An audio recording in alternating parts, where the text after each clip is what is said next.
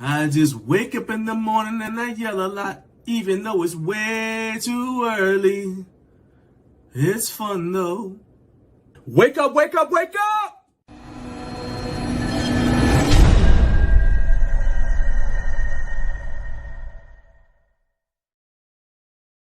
Wake up, wake up, wake up. Good morning, and thank you for once again getting up way too early with Garage Gym Life. I'm John Greaves III. I am the co-founder of Garage Gym Life. I'm going to do something a little bit different today. I'm going to bring in my co-host right now, and then I'll tell you what the show's about. Here we go. Hey, there she is. Hi, hey. And the crowd goes wild. Good morning, everybody. Good morning. So I know I normally tell everybody what the show is about, but I figure, you know what? I say I'm the co-founder, so I might as well have my other co-founder on screen with me while we tell people what the show is about. So what this show does is exposes you to the topics that are important to the home gym community. And in the first hour, my wife, Naomi, and I will be talking about news that has come across our desk, things that are home gym related, stuff that we just find interesting. And then we also get your live reactions to these same topics and have a lot of fun along the way. Then in the second hour, I'm going to have a guest. Well, actually, at 6:45, we're going to have Recliner of Rage, which is the most popular segment. That's where I crash out about something in, a situation where I am the victim in these situations, and I'm just defending myself. That's what it is. All right. And then don't confuse the people. And then at 7 o'clock or the second hour, in addition to saying good morning to the Central Time Zone, we are going to have a guest. And today our guest is Dylan Ivey, the co-founder of CTX Home Gyms. He's going to be joining us to talk about how he and his wife built their business from flipping treadmills on Craigslist.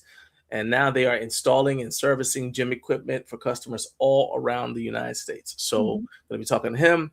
Then in the third hour, we're going to do, it's almost like the first hour where we talk about news items, but in the third hour, it's going to be more like a react and respond, not necessarily to like big news items, but to just any random thing that I saw that kind of struck me as different. And also, this is you guys' chance to say, oh, well, if there's something that you guys have noticed that is a news item that you think is important, you want to discuss, that's when during that segment of the show, you guys can bring up those items and we'll talk about it. So react and respond is actually more of a almost like it's even more audience participation than the rest of the show.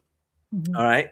So, but that's not to say that I don't want to hear from you guys the entire time, because even while the guest is on, I want to make sure that you guys are not just lurking in the comments. We want to hear from you. We want you to I'm not interviewing him.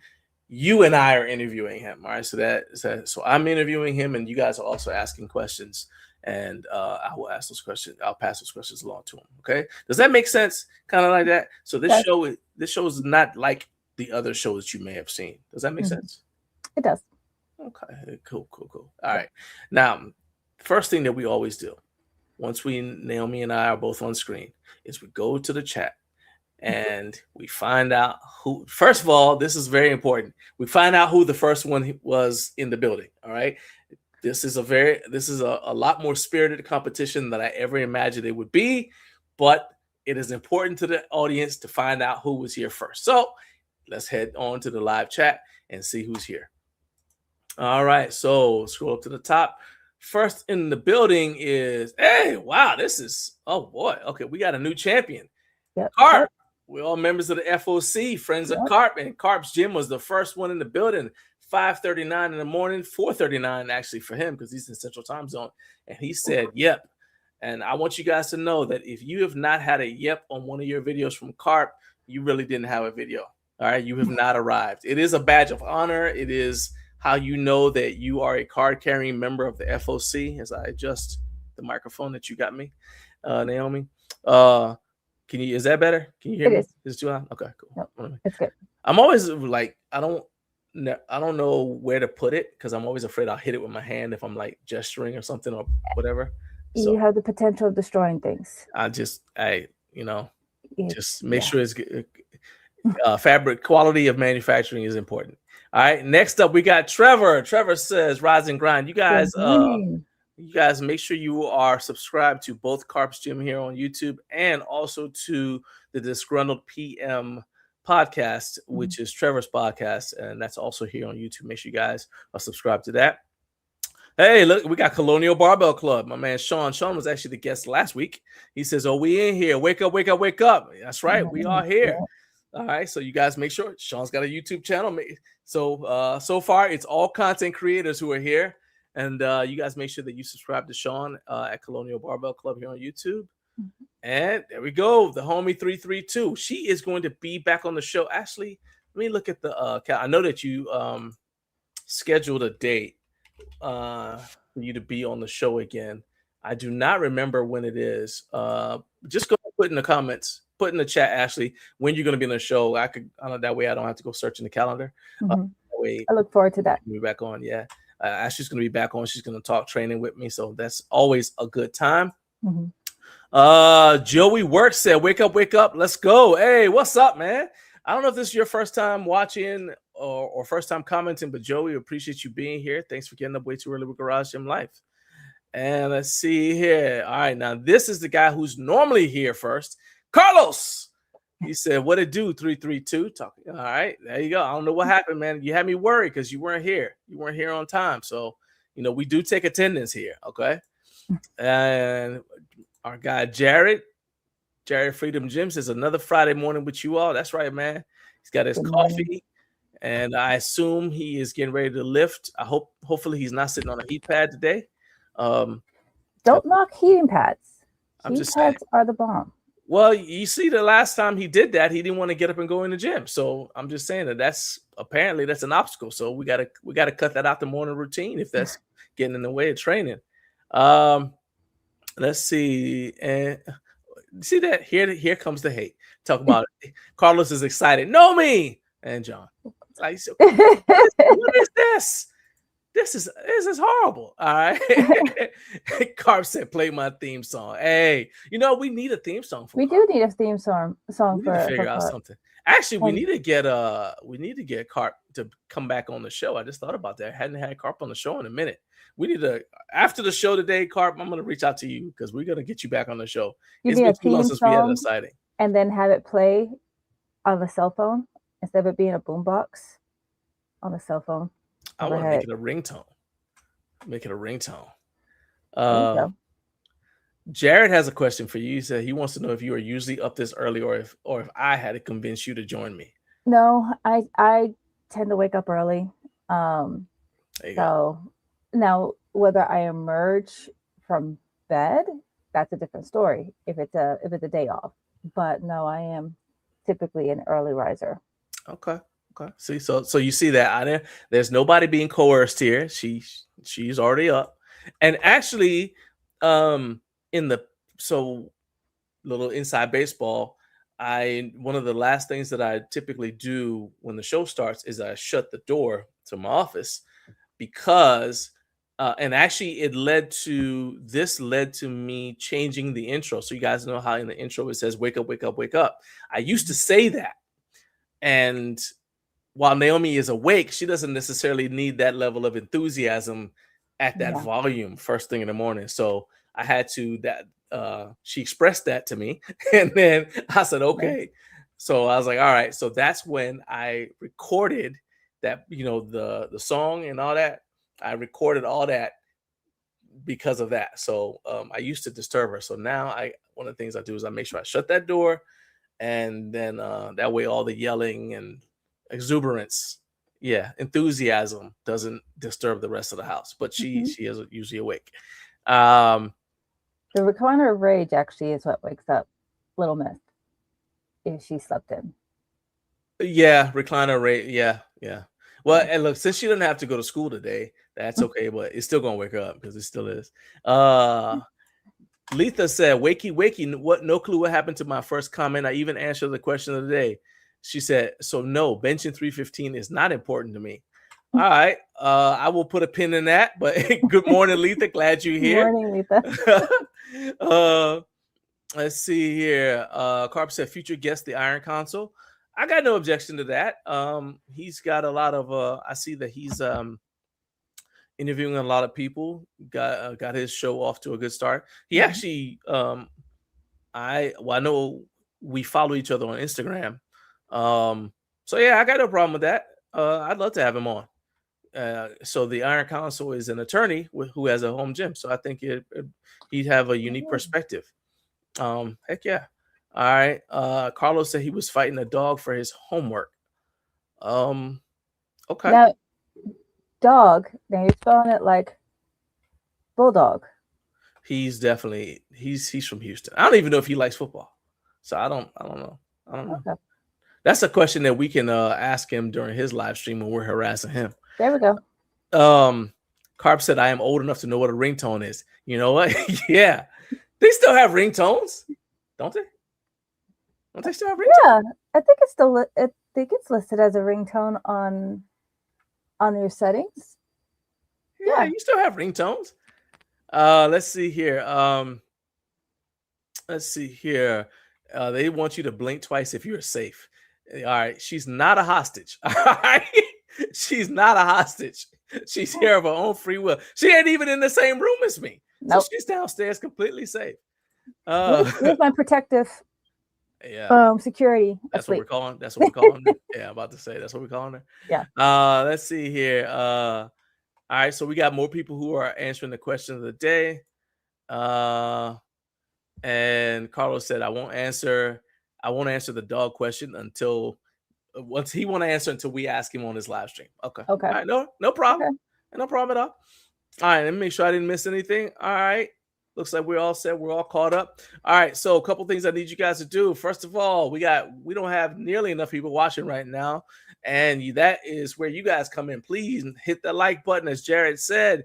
Hit the subscribe, and then I need you to share the video with somebody. Each one of you share the video with at least one person and tell them to share the video with somebody. And because that's how we get people in here to check out the show, especially if people are not aware of the show existing or whatever. The more YouTube sees you guys sharing it, the more it says, hey, let's show this to other people who may be interested in watching these shenanigans first thing in the morning. All right. So now that we've called attendance, let's go ahead and take 40 seconds and we're going to check out my favorite powerlifting bar from Bells of Steel. Check it out. This is the Bare Naked Powerlifting Bar from Bells of Steel. I have used a lot of bars since I started lifting weights in 1993, and this bar has got to be one of my favorites. I have loved this bar since I first saw it at Home Gym Con in French Lick in 2023. I saw it, tried it, and I had to bring it home with me. It's a bare steel bar, so I said, let me see how well it holds up without any maintenance done to it. And when I say zero maintenance, it still has a blood mark from where I hit my forehead when I was getting set up to squat one day, and I left it on there because I committed to do zero maintenance on it just to see how the bar would hold up, and it has not disappointed me. All right, so that is 100% my favorite bar. I use it all the time. I use it for squatting. I use it for benching. So I actually used it last night, and when I was working out way too late, but I just couldn't sleep. Partially because I felt this has nothing to do with the rundown, so I'm already off program. But I was like, I felt really, really lethargic all day yesterday. And so it's like I would get up, do a little bit of work on the show, and then I get back in bed. And I was just like, you know what? I might just be tired. So it's deload week. And I did push myself last week. The work schedule was crazy, and I did push myself. I said, okay, I got to get everything done. So, sometimes you're just tired. So whenever I hit moments like that, I just go ahead and say, all right, we're just going to sleep until we can't sleep. Right. And then unfortunately, that happened to be the day before I got to go to sleep early so I can wake up on time for the show. But I just couldn't sleep. So I got up and I worked out. And then, of course, that didn't help me go to sleep like it should have. I mean, I came back upstairs, took a hot shower and everything else. Should be relaxed. Now I lay there staring at the ceiling like, all right, okay. So actually, I've been up since 3 a.m. now. So, oh well. What's the worst that could happen? No problem. Anyway, but the point is, I used the bar last night while I was squatting, and it was had a good time. And possibly because I was up too late, that led to shenanigans, which we will discuss when Naomi's not on the show later on. All right. But let's go to the question of the day. So the question of the day is influenced by a topic that I have further on in the rundown. But the question of the day is benching 315 important to you? And without getting too much into the topic that I'm going to talk about later, the thing that made this jump out to me is, I don't know about you guys, but every time I go on YouTube, I see a video, at least one video that talks about how long it takes to bench 315, what it takes to bench 315, the exercises to do to bench 315, a whole bunch of stuff related to bench pressing 315. And I'm not looking that stuff up because I can bench press 315. I've been able to bench press 315 for quite some time. So I'm like, why do I see it? So I just assume that I'm not the only one who is seeing it, especially since I see the videos and I see, like, you can see the view count. So I'm like, well, somebody's watching this stuff.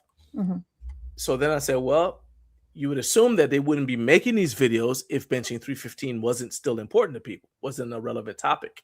And that's why I'm asking you guys, is benching 315 important to you? Okay. So now that we've got the question of the day, if you are watching on replay, make sure I'll have it as the pinned comment. So reply to the pinned comment. Let me know if benching 315 is important to you. If you're watching live, like some of you already have, go ahead and post your answer in the live chat. And let's go check out the first two responses that I saw. Let's see here. The first one is from Letha, and she says, we already kind of saw it, but she said, wakey, no clue what happened to my first comment. I even answered the question of the day. So no, benching 315 isn't important to me. All right. So that's one no vote. All right. And then let's go to the second one, which is from Trevor. He said, benching 315 has never been anything on my radar. He said, I'm not built for big lifts like that. Okay. All right. So that's two no votes. Now we do have someone. So Dustin showed up. It's kind of like, remember Candyman? If you say somebody's name 5 times, they'll appear. We said benching 315 too many times, and Dustin can bench much more than 315. But I think that's what summoned him. All right. So anyway, what's up, Dustin? Sean said, one of my goals is to hit the 1,000-pound club, so benching 315 would be important to me. Okay, that makes sense. That's a lot of weight, 1,000 pounds. I mean, not if you're doing. I mean, I've seen it in powerlifting. I've seen it at the Yeah, like I'm saying, like you spread it out among the lifts. So it's like your bench plus your squat plus your deadlift. So yeah, I mean, I still like in awe when I see it. So what, the 1,000-pound club? I mean, and I guess my I say that my viewpoint of what strong is skewed by the fact that we've seen so much powerlifting. Is like, once I started seeing women deadlifting and squatting 3 and women benching 300 plus pounds, I was just like, okay, this is something you can do, right? Right. Can't be strong, but I'm just saying, it's like there's a, and I was just like, because I remember when 315 was something that when I first started working out, 315 was like the most that most people could do. And then occasionally you see some freak of nature who could bench like 405, right? But for the most part, the 315 number was like, oh, that's you could walk in the gym, and if you could bench 315, you walk in that gym, you stood out, right? Nowadays, you walk into a gym and you bench 315. Oh, okay, it's just Tuesday. Nobody cares because so many people have done it. Let's see here.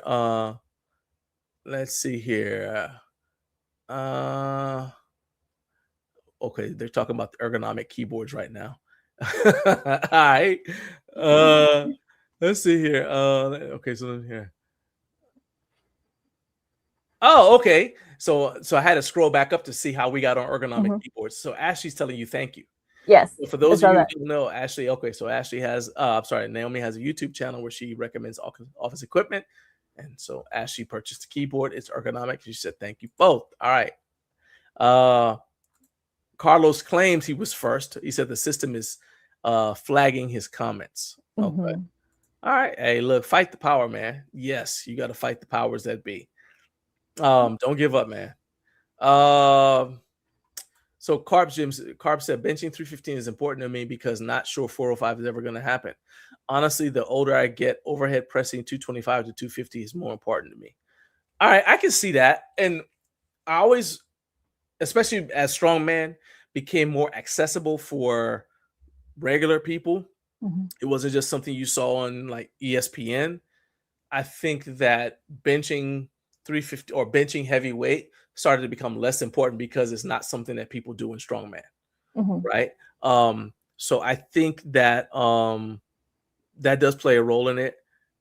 But I mean, that's another thing too. I think that because I remember when I was keeping in mind, I started out working out and I was very, very skinny, right? Mhm. So I remember when I could only dream of benching like 225, right? That was a goal. But the NFL Combine, they play that, they show that every year, and you see people of all sizes, not just benching 225, but it's like, well, how many times can you do it? Like, can you max it out, right? And so Right. they're like, can you do it 20 times or whatever, right? So I think seeing stuff like that makes stuff like that more accessible. And so if 225 is regular, Mhm. then it's like, oh well, what's the next number? And the next big number is 315. And so I think that's brought that more into maybe that's what's causing people to like to watch these videos and make these videos about benching 315. Because I don't understand like literally think of how often I go on YouTube. Every week I go on YouTube, at least once a week when I go on Mhm. YouTube, I see a video about how to bench 315. And it's amazing to me. So I wonder if it's one of those like a stretch, like a stretch goal for some people, or is that they're trying to make it like their standard? So is it like the unicorn goal, or is it like this is who I am and this is what defines me? I mean, I don't know because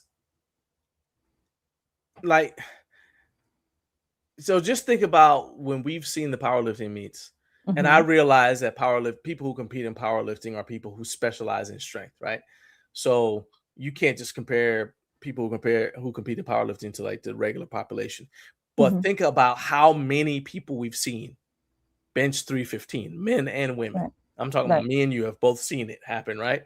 And Right. then and I know like if you go into public gyms, it's not unusual to see somebody bench 315. Sometimes it's to the point where you see people benching 315. I remember when you go to bench 315 and people would sprint over to spot you. Now they don't even, I mean, they might look to see if you need a spot, but it's not like a crisis. Like, oh my God, let's run over there and save him, right? Hmm. It's like, okay, he's probably got it. It's just Right. not as, big a deal anymore. Um, Dustin has a question. He said, John, were people really giving you a hard time for training barefoot and beltless? Oh, yeah, all the time. All the time. You see, like, while I do post stuff that's a little bit, I don't know how to say it. Like, I don't like, although I may exaggerate it, it's still always going to be true. Um, so yeah, it's especially on YouTube. A lot of the videos that have gotten the most traffic were ones where I was going to train barefoot anyway, but a lot of the videos where I've gotten the most traffic have been because people will start making comments on me training, lifting with no belt or barefoot or Hmm. something like that. Hmm. And I mean, I know people who typically it's people who aren't really experienced in the gym, Hmm. and they'll say, "Why are you lifting with no shoes on or whatever?" Right? It's like, whatever. So they've got their. I don't particularly care. It doesn't bother me, but I know as soon as I see somebody comment about me training barefoot, um, I make sure. Well, I respond to every comment anyway, but I make Hmm. sure I respond to the comment. Now, the spirit that they make the comment in is going to affect how I respond to them. I will say Right. that, Right. but but with that, it's I make sure I respond to it because I can tell. Okay, that's just free engagement. So there you go. Carlos said, being the apparent weak one, I see clips about benching 225 all the time. Yeah, I mean, I don't even see like, yeah, it's just like it's normal. Um, uh, Kevin said, answer no, it is not. He said, not saying I can confidently, but it's a standard that somebody pulled from their butt. Okay. I really don't know. I mean, yeah, it's like, cause see, like benching 315 isn't even something that's like a powerlifting record or something. So it's like, well, when did 315 become this thing? That, And I don't. that's why I said, is it something that is like is it becoming a standard of definition, if that makes sense? Like, it's not so much of a goal. It's like, this is something that will define me. Like, Um, but is this something that people feel like people act like it's out of? I guess the reason why I'm looking at it like that is because I see all these videos about how to get there, and I'm mhm, like literally to me, literally, if you just dedicate the time to train to mhm, do it, mhm, you'll get there, right? Now it'll be faster if you get coaching. It'll be faster if you have somebody like coach you. But if you just spend the time to do the things that it takes to get stronger, and you just bench regularly for long enough, and you stay, you avoid getting hurt, mhm. you should be able to bench now. A man should be able, if they really want to bench 315. This kind of foreshadows the video that one of the videos we're going to talk about later on in the show. But a normal healthy male, it's a little tougher for women, but a normal healthy male who really wants to bench 315, if you just stay consistent, you can, and you don't get injured, you don't program hop, you should be able to bench 315 after, you just put enough time under the bar. So because I realize that, that's why it kind of like is, I don't want to say baffling, but it's like interesting to me that there have to be YouTube videos encouraging you that it's possible and giving you special tips and tricks to do it. Cause I'm like, this is something that's not really hard. I'm not saying it's easy. But I'm saying it's like, it's not like running a 4-minute mile. You know what I mean? Right, right. Yeah. Okay. That's kind of like, I don't know if that makes sense, but it's like, to me, it's something that you could accomplish without special coaching. Special coaching would just get you there faster. So it's like doing a century ride or doing, a 30-mile ride. 30 miles is easier for me to be able to do, whereas a century, I have to really kind of put the time in the saddle and plan. Yeah. Yeah. Cause like, okay, so like for example, Carp says I could bench 315 when I was a teenager, but I'm not sure I could have done it with a pause like powerlifting standard. So technically, I've gotten stronger over the years. Okay. That's part of what I'm saying is like they're high school kids who can do it. So that's why I'm like, to me, it's not like some outlandishly impossible feat Mhm. when high school kids can do it. You know? It's just interesting that that's the number that was selected. That's Yeah, the benchmark that is chosen um, for that, you know, yeah. that standard, which is interesting. That's all. Now, Dustin said that overhead pressing 315 is important to Jared and he and Jared, and I Yeah. I completely understand that. I cannot wait to see y'all do that. Jared says benching 315 is important to him. I mean, he can do it now, but Right. so I think Jared has like the attitude that I have about it, Hmm. whereas like if I can't bench 315, something's wrong, Hmm. right? So that's how it's like a benchmark to me. Like, so like remember the only powerlifting meet I've ever bombed out of.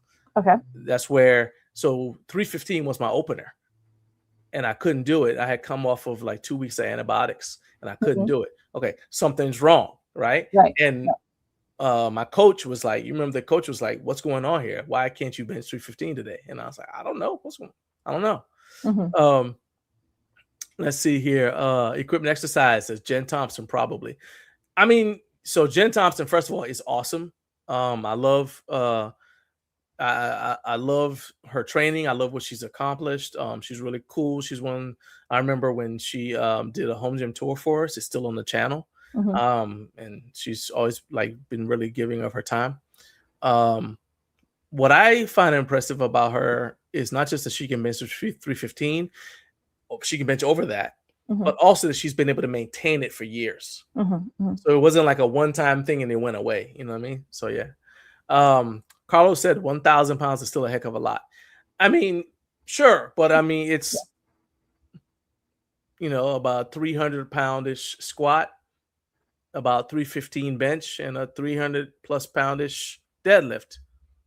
So it's not I like mean, you're doing 1,000 pounds by itself. again, for like, so for you doing powerlifting, you know, you're working your way up to that. So it's like, oh, that was yeah. So, but for me, I'm like moving. I am happy when I was able to pull 155. I know that's people's warm ups. I get it, but for me, that's a milestone. Oh yeah, So yeah, it's completely it's valid. so Yeah. hearing like seeing like a thousand pounds, yeah, that is a heck of a lot. You know, that's like what, a Mini Cooper kind of thing. It's like seeing someone Yeah. push a car. So I mean, the other way to look at it is like just because when you're saying the 1,000 pound club for powerlifting is squat, bench, and deadlift, mhm, doesn't mean that that's what you have to use it.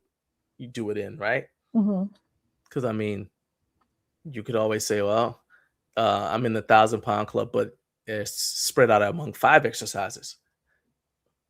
There's no reason that it's just 1,000 pounds is like that's a pseudo powerlifting mhm, standard, right. right? So, Carp said, unless you're like Rory, you just do like 900 on deadlift. So Rory is a 700 plus pound deadlifter, so Mhm, he could get to the 1,000 pound club fairly easily, right. with squat, because he doesn't have much to make up, Mhm. after deadlifting the 700. Um, and Carb said, this is important. He said, are we talking 315 naturally, or are you talking 315 on the juicy vitamins? So, See, it's a big conversation piece when you start talking about stuff like this. okay, but again, I say, and I know this sounds crazy, but again, I'm like, yeah, but I know way too many people who can bench 315 who are Mhm, natural and mhm. who did it just because they spent enough time training to do it. Right. Right. So to put it in perspective, I think it's easier. Okay. Mhm. Easier being relative term, but I think it's much easier to get to the point where you are able to bench 315 one time than it would be to ride 100 miles on a bike. Both of them require spending time, right? Yeah, it's still investment and Right. training and conditioning and a whole 9 yards. Yes. However, as difficult as riding 100 miles on a bike is, if you told somebody you rode 100 miles on a bike, nobody would think that you had to take special vitamins in order to be able to accomplish it. They would just say, "Oh, well, you just must have been training for a long time." Well, they'll ask, so do you have blisters? How do you prevent, Yeah, but nobody saddle expects that you had rash? to do. But my point is, like, nobody expects that you had to take drugs to be able to do it, right? You may have had to give me drugs to convince me to do it, but but It's like, nobody did thinks. my car break down? Is there a reason why I I'm had to saying, do like, that? why did we just do it? Why are we doing this? Right. But I'm saying, but you see what I'm saying? It's like because for one thing, people think it's possible. They're like, oh, well, it's Mhm. hard, but it's possible. But with Right. benching 315, people are just conditioned to believe that 315 is some magical number Mhm. that is semi unattainable. And I think that seeing all these videos about how to do it and special techniques to do it kind of reinforce that, because it's like, well, if you don't watch this video and follow my program, you won't be able to do it. I'm like, there are kids in high school who bench it who get there accidentally. They hit puberty, that's why. Yeah, I'm like, he accidentally got to bench 315. I'm like, what are you talking about? It's why they say, like, what is it? The most poisonous snake is the young snakes, Oh because they yeah, don't know how to yeah. ration out their poison and stuff like that. But I think like 315, now looking at it more in how you described it, where like with 1,000 pounds, when you divide it up between the different events in a powerlifting competition, I'm like, okay, yeah, I could do 315. Well, no, not yet. Okay, but here's the thing. Between bench, squat, and deadlift. All right, What's actually a goal then? but here's the Yeah. thing though. So like I told you, it's kind of like how I also view like growing the YouTube channel, Yep. because I think that if you wanted to, like, the number that I think that you can hit on the Mhm. deadlift by next year Mhm. is, I don't even tell you because you ain't gonna believe me when I tell you. But I just think if you just stay consistent and do it, you'll be able to hit that number without a problem. And even the fact that, well, heck, I'll say it, like, I think you could deadlift 225 this year if you want to. But Yeah. and I see the look, yeah, it's like you just gotta want to do it, right? And so you got, I mean, it's not like you could just accidentally do it, but you gotta, if you put in the time to do it and you consistently keep on training, you'll get there, right? Right. Because your body, you'll develop the kind of body that is able to do it. Right. So same thing with the 315 thing. Um, people who, in general, people who bench 315 look like they can bench 315 because they've Right. been spending the time training to bench 315, right? Right. The people who don't, who can't do it, can't, well, if you look at them, you can tell why they can't do it, because they're just not, they haven't, and I'm not saying that there's anything wrong with it, I'm just saying that they haven't trained their bodies to be able to handle that Mhm. that amount of weight, right? So it's like, to Yeah. me, it's kind of like physics. It's like, okay, well, did you, you know, kind of like, again, if you could ride 100 miles, you probably look like you could ride 100 miles because you've spent the time to train your body to become the kind of body that can handle a 100-mile ride. I mean, you have those that are like, what do they call it? Not a sleeper cell. It's like Sleeper they don't. cell? What? Well, I mean, you have people What's that going like on here? they don't look like it, but they call it like a Oh oh, yeah, yeah. Like and the outliers. I get that. Yeah. yeah, like you also had like that guy who showed me the video, and ever since then, it's like it's broken my algorithm. The The guy guy I who showed you a video. that he goes around gyms dressed like a janitor. Oh, Anatoly. There we go. There we go. Yeah, And but if you see him without that janitor outfit on, he looks like somebody who's strong enough to do all that. It's just that he dresses that way on purpose mhm. to kind of whatever. But Sleeper yeah, Bill. yeah, There we go. the sleeper bill.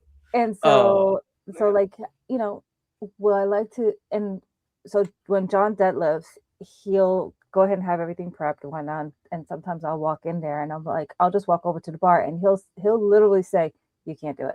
Don't do it. You didn't warm up. Don't do it." And I'll kind of like stand in front of the bar getting ready. He goes, and I'm like, "How much is this?" He's like, "You haven't warmed up." the daily struggle to But I stop want to number be one. able to just kind of walk in like, okay, and lift it, so those are so 315 conversation really did kind of open up, you know, Yeah. I ideas. mean, now, okay, so that goes back to, there's a difference between what you could train to be able to do. I didn't actually anticipate we'd be talking about the question of the day for this long, but there's a difference between what you can train to be able to do and your walking around strength, like what you can do without prepping, right? Right. So like the other day I had to do a video for Bells of Steel, right? Mhm. And so I deadlifted 405, right? Mm. Mhm. All right. So the thing is that maybe 15 years ago, uh, that would have been an event, Right. because they're like, oh well, I'd have been like, well, I don't know if I could do it today because I got to, and now, and instead, then I was just like, okay, well, they need me to do this, and I just go ahead and, all right, fine. They needed me to, just, I know Naomi knows, but I'm just saying. So they needed me to put weights on something and then lift it, right? Mhm. And so I said, all right. So I said, well, I'll load up to 405 and I'll just do it, right? Mhm. It's no big deal. And yeah, it's deload week, but I say, yeah, it's just 405. It ain't gonna, and I'm only doing it once.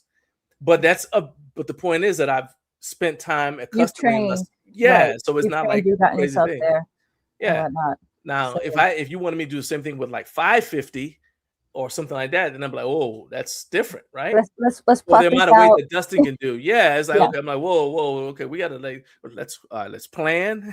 Mhm. Anybody want to talk me out of this? This is your moment, No, whatever, right? seriously, So talk yeah, me out. Yeah, talk me out of it. yeah. No. Trevor said, I think 220, I would say 225 is the more important number for the average person.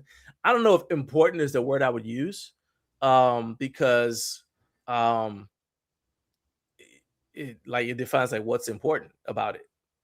Like, Because if I'm yeah, saying what's important, the average person isn't going to lift 225 pounds no, unless they're helping to move a couch. And even a couch isn't that heavy. no. About maybe 2 year ago, me would have looked at that number and said, yeah, no, that's not important and that's not possible.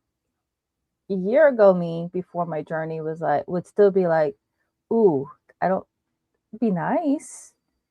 Yeah. Um, Me now, I'm like, I can I can do that. Yeah. Um, Yeah. But I mean, but what is it? Like, I want to get, because now I'm interested in, like, why is 225 important for the average person? Because to me, the average person doesn't lift at all. that's a washing machine. Okay. That's being able to move the washing machine and be able Okay. to clean behind it and then push it back. I Um, mean, I'm just I'm just, you know. no, I mean, I just don't think, I mean, to me, you can do that even if you can't. Mhm. Like, okay, like Rachel can move her washing machine. She can't bench 225. Well, I mean, again, I think looking at that number talks about functionality. It's, can I be able to do daily activity? Um, I know, like, with the boys and with you, and when I come back from the grocery store, I'm usually bringing the things in. But if you guys come, or when all the boys were in the house, but Yeah. now it's you. It was like the competition was how many of the I'm gonna take all these bags. I don't care if there's 22 bags all at once. Take Yeah. them from the car upstairs. I'm like, we can make That's, another trip, nah, we don't. and You don't it's like, understand. it doesn't matter if I've cut off circulation from my wrist down. I've got That 22 bags situation is between two different. hands The point is, they to want to move get back in. to what they were doing. So they're like, all right, let's do this Right. in as few trips as possible. That's different. But I mean, I guess for 225 for me means Yeah. being strong and functional. At my age, being able to, I could pick up I guess something I can and not see have that. to worry about, am I going to throw up my back? And, I can see that. is it If you something can do that's going to hurt me? 225, you can do everything below it as well. Right, Yeah, right. okay, I can see that. Because, like, It's like a confidence thing. Yeah, I got you. That I makes mean, I injured my hand. What was it? A few weeks ago, trying to lift a box into the house yeah. because FedEx dropped it off and Shout didn't. out to FedEx. I mean, honestly, I think they sneak in, they drop it and sneak out, so they don't have to bring it in, and we don't Yeah. catch video. Um, but and I was like, the weight of the box, I'm like, yeah, I could do this. But because the way I slid my hand underneath there, I ended up scratching the knuckles. But in my head, I'm like, oh yeah, I can bring that in. And your response was, well, why didn't you get the hand cart? I don't need the hand cart. I can lift it. I'm able to Okay. lift it. It was just, Okay. it's the awkward shape. So now in my head, I'm like, okay, I can lift So it's it, personal. Okay. but I need to be able to lift even if it's an awkward shape. So that's how I looked at yeah. Um. it. Yeah, we really did go down a rabbit hole on this Yeah, I one. had no idea we were gonna. That's fine. So all this Sorry. stuff on the rundown, it's not happening. Gone. That's okay. All My right, so let's bad. get through the comments before we get to recliner rage. Equipment exercise said 55-pound plates need love too. I got no problem with 55-pound plates. Mhm. Let's see here. There was a I lot of see comments, here. but I couldn't read them all as they were coming through. Trevor says somebody, when he was Olympic lifting, told him bumpers weren't supposed to be dropped as he was snatching. I don't even understand that. So I looked at him with a straight face and said that's exactly the reason they made. Well, yeah, and that Exactly. that goes back to people who don't know what they're talking about. So I remember one of my phrases when the kid has always been a little knowledge is a dangerous thing. So people Mhm. start working out and they know a little bit and they're eager to share that little bit of knowledge with the world, including people who know more than them. And yeah, there you go. I have committed that sin too. So yeah. Yes. Jen Thompson has benched 325. So Oh wow. um 322 might have been what she did in competition because it's they do kilos. Um, but yeah, she's amazingly strong and that's maintained it. Um Carp said, yeah, there's only one Jen Thompson. She's a world record holder. There's not like 100 of them. There's just one of her. Right. And so the thing is, though, so at her weight class, benching the 325 is amazing. But I'm saying that I mean, I've watched women who are in heavier weight classes. Mhm. I think Jen competes at like 165 or something like that. That's what I'm looking up But right now. there, I mean, there are women. I mean, at the last competition we were at, we saw women benching 315, and they were like in like the 180 class, Hmm. 181, and then definitely the 198s. They can do it. So yeah, and when you see them, they don't look like, if you just saw them in like regular clothes, it wouldn't look like crazy. They Right. just okay. They look normal. Um, And she competes at the 67.5 weight class. 67.5. Okay, so 67.5 kilos. Yeah, kilos. Okay, yeah. So whatever the math is for that, I forgot Oh, what that is. Um, so that's yeah, okay. I'm not gonna do the math. yeah, not doing math is too early. Coffee hasn't hit yet. Um, Weight numbers are all relative. Plus, not everyone's looking for max lifts. Yes, and I will True. agree. So like the 350, but that goes back to my fundamental thing is like um those videos that I keep seeing are important to somebody, but Hmm. it's just interesting to me because so this was like an informal poll. Like, are you among the group of people who are watching these videos? Because let me say this too. So I'm asking this not just for idle curiosity, but also because I'm curious about viewing habits on YouTube because obviously I make content for YouTube.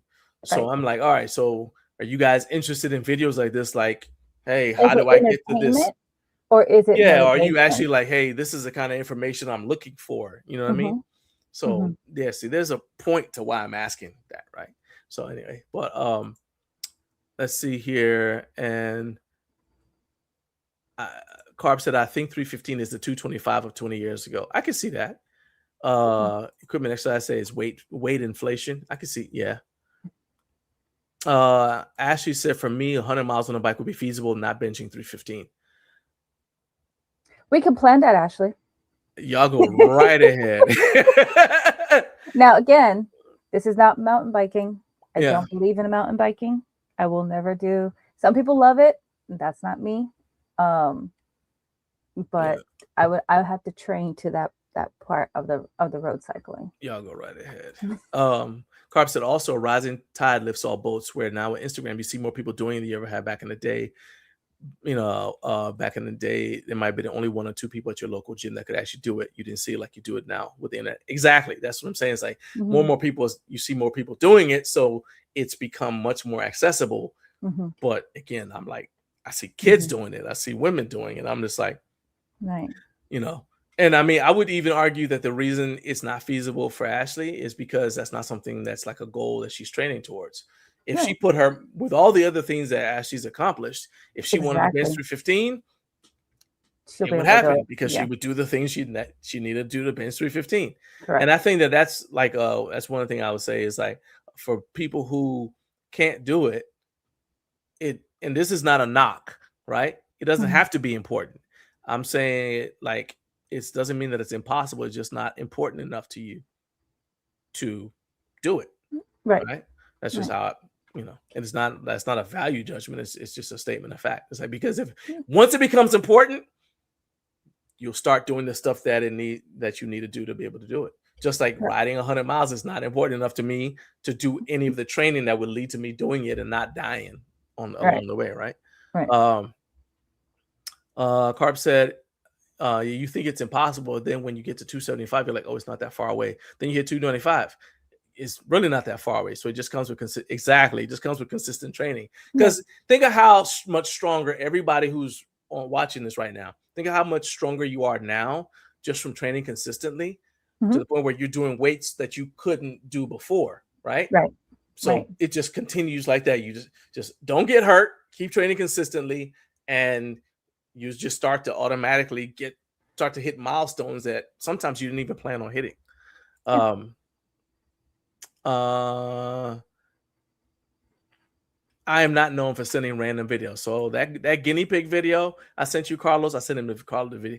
All right, I was spreading awareness. I was building awareness. All right. If I mean, honestly, I am scared. Your algorithm on your phone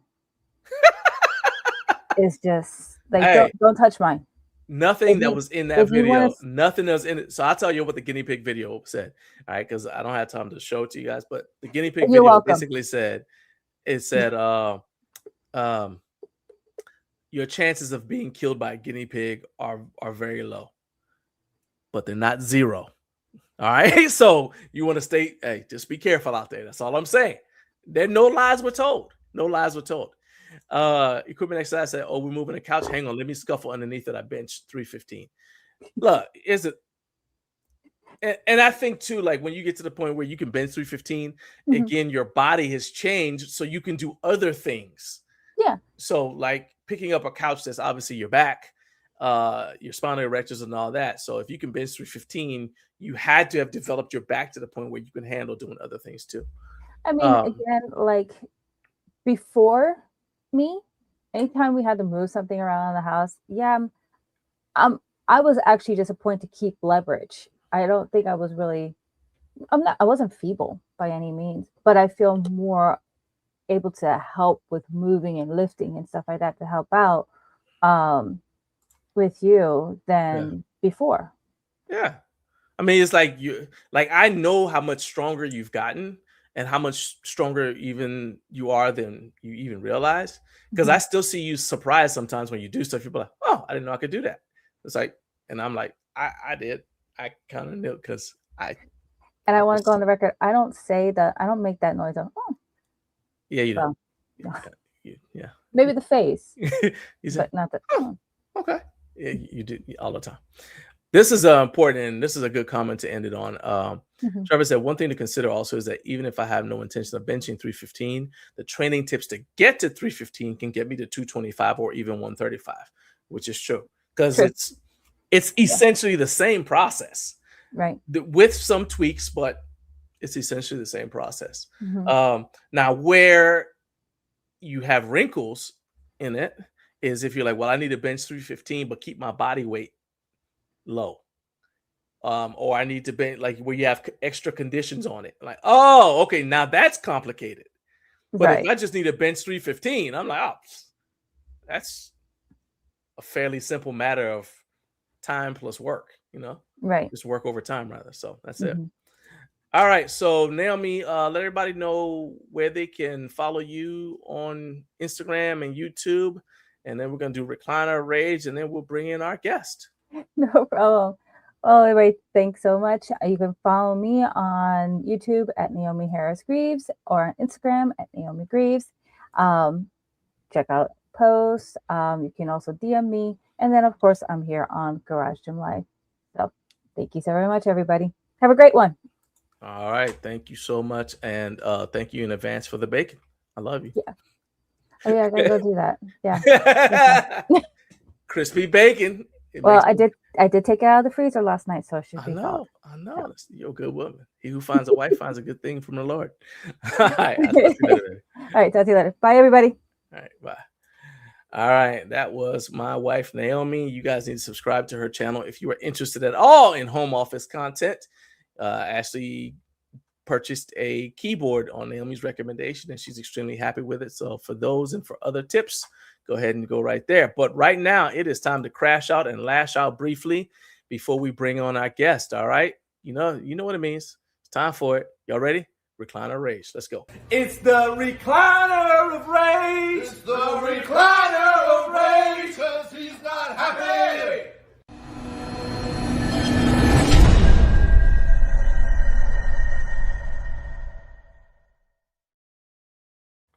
All right, so today's Recliner of Rage is dedicated to something that you guys may have already seen on Instagram, because, well, actually it's dedicated to the conventional deadlift, or more specifically to the fact that I neglected doing conventional deadlift for so long that it led to this.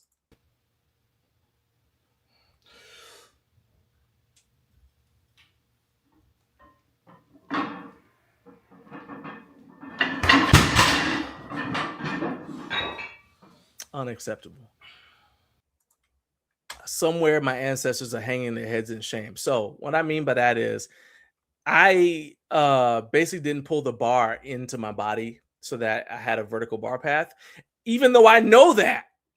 And to make it worse, when I was coaching Naomi the week before, I coached her to do that exact thing that I didn't do in the video you just saw. So now, I know you're wondering, like, so what? Well, the way my training program is set up, I'm not allowed to go up in weight unless I hit all my numbers, right? Unless I hit all my benchmarks. Regardless of whether or not, the reason why I didn't hit a planned benchmark is because of something environmental, like somebody came in and like distracted me or something. It's irrelevant. I'm supposed to get the weight no matter what. Or if it's a case of bad technique like that. So that means I got to repeat the training cycle. And that's annoying because I wanted to, actually make like progress. So like right now, I'm actually just recovering ground that I had already been over because, as I said, I hadn't been doing my conventional deadlift. I've been neglecting it.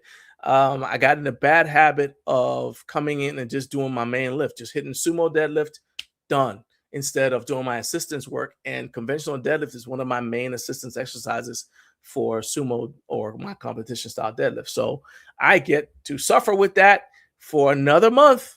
And as a side note, I keep on, I had to deal with all the comments from all the people who wanted to know if I used chalk or why didn't I have on a belt, or really irrelevant. How come you don't have on shoes? Watch your toes. All that stuff right there. That's just irrelevant. But you know what? You play stupid games, you win stupid prizes. Now, on the plus side, that video, let me see what I wrote down here. That video got us another 300 subscribers because of all the people who came with advice. So, hey, keep on dropping your comments because it is helping. But I'm actually kind of frustrated with myself because I don't do like that. I don't like making dumb mistakes like that when I know better. I know better. And it's frustrating because I can't get mad at anybody else. It's kind of hard to yell at yourself. I've tried it. It's kind of hard to yell at yourself. But yeah, I can blame nobody else but me. Anyway, it is now time to say shout out and good morning to the Central Time Zone. And we're going to add our friends from LinkedIn. So let's go ahead and do that right now. Let's go ahead and add LinkedIn to the show. Boom, right there. All right. Shout out to the Central Time Zone and good morning to those of you who are joining us from LinkedIn. We appreciate all of you for starting your Friday by getting up way too early with Garage Gym Life. We're heading into the second hour of the show right now. And if you're watching on LinkedIn, make sure that you are following our LinkedIn show page, Up Way Too Early with Garage Gym Life. That way you do not miss a single one of my interviews with the most influential business owners, CEOs, and content creators who influence the home fitness community. I interview both longtime veterans of the home gym community as well as newcomers. And my next guest is one of those veterans. He's got a lot to tell us, a lot to share with us. Dylan Ivey is the co-founder of CTX Home Gyms. He and his wife Alejandra, or Alex, turned a $1,000 initial investment into a nationwide brand that buys, sells services, and installs commercial and residential gym equipment all across the nation. He's bringing big box gym quality into homes, studios, and training facilities at a fraction of the price. So Dylan's going to join us today to walk us through their journey from some pretty dark days of working in 100-degree heat to being the head of a full staff of installers, sales reps, and more. So Dylan, are you ready? I said, all right, so let's go ahead, everybody. Give a warm welcome to Dylan Ivey from CTX Home Gyms. What's up, man? What's going on, buddy? How you doing this morning? I'm good, man. The crowd goes wild for you. Look at that. It's all your fans. Man, thank you for getting up way too early to Garage Gym Life. Let's jump into this. I know I sent you this list of questions. It was crazy because the more I dug into your story, the more information I kept finding, and I kept on adding questions. I was like, man, this list of questions is growing. We're gonna have to figure out something. I tried to narrow it down, and it still was really long. But I do want to say, like, when I did a Google search for CTX Home Gyms, Google described your business as an exercise equipment supplier, which is technically correct. Your website says you specialize in new, used, and remanufactured commercial gym equipment for home and commercial gyms. Um, and as I said, you buy, sell, service, and install equipment nationwide. I can't imagine though that when you and Alex started out that you had that entire mission statement in mind. So how has the vision of CTX Home Gyms expanded and adjusted since you first transitioned from selling car and home audio equipment on Craigslist to the focus on buying and selling gym equipment? Yeah, well, first of all, thank you for having me on. Oh, I love what you're doing here. Yeah, so Alex and I started, in 2020 in the middle of COVID, kind of the same story as a lot of people had during COVID. I guess we just didn't have anything to do. We didn't have a gym to go to. And we started buying and selling gym equipment. And, we realized, hey, that whenever we were selling it, we could turn a profit doing this thing. And like anyone else, we just kind of needed to make ends meet. And so when people ask me that question,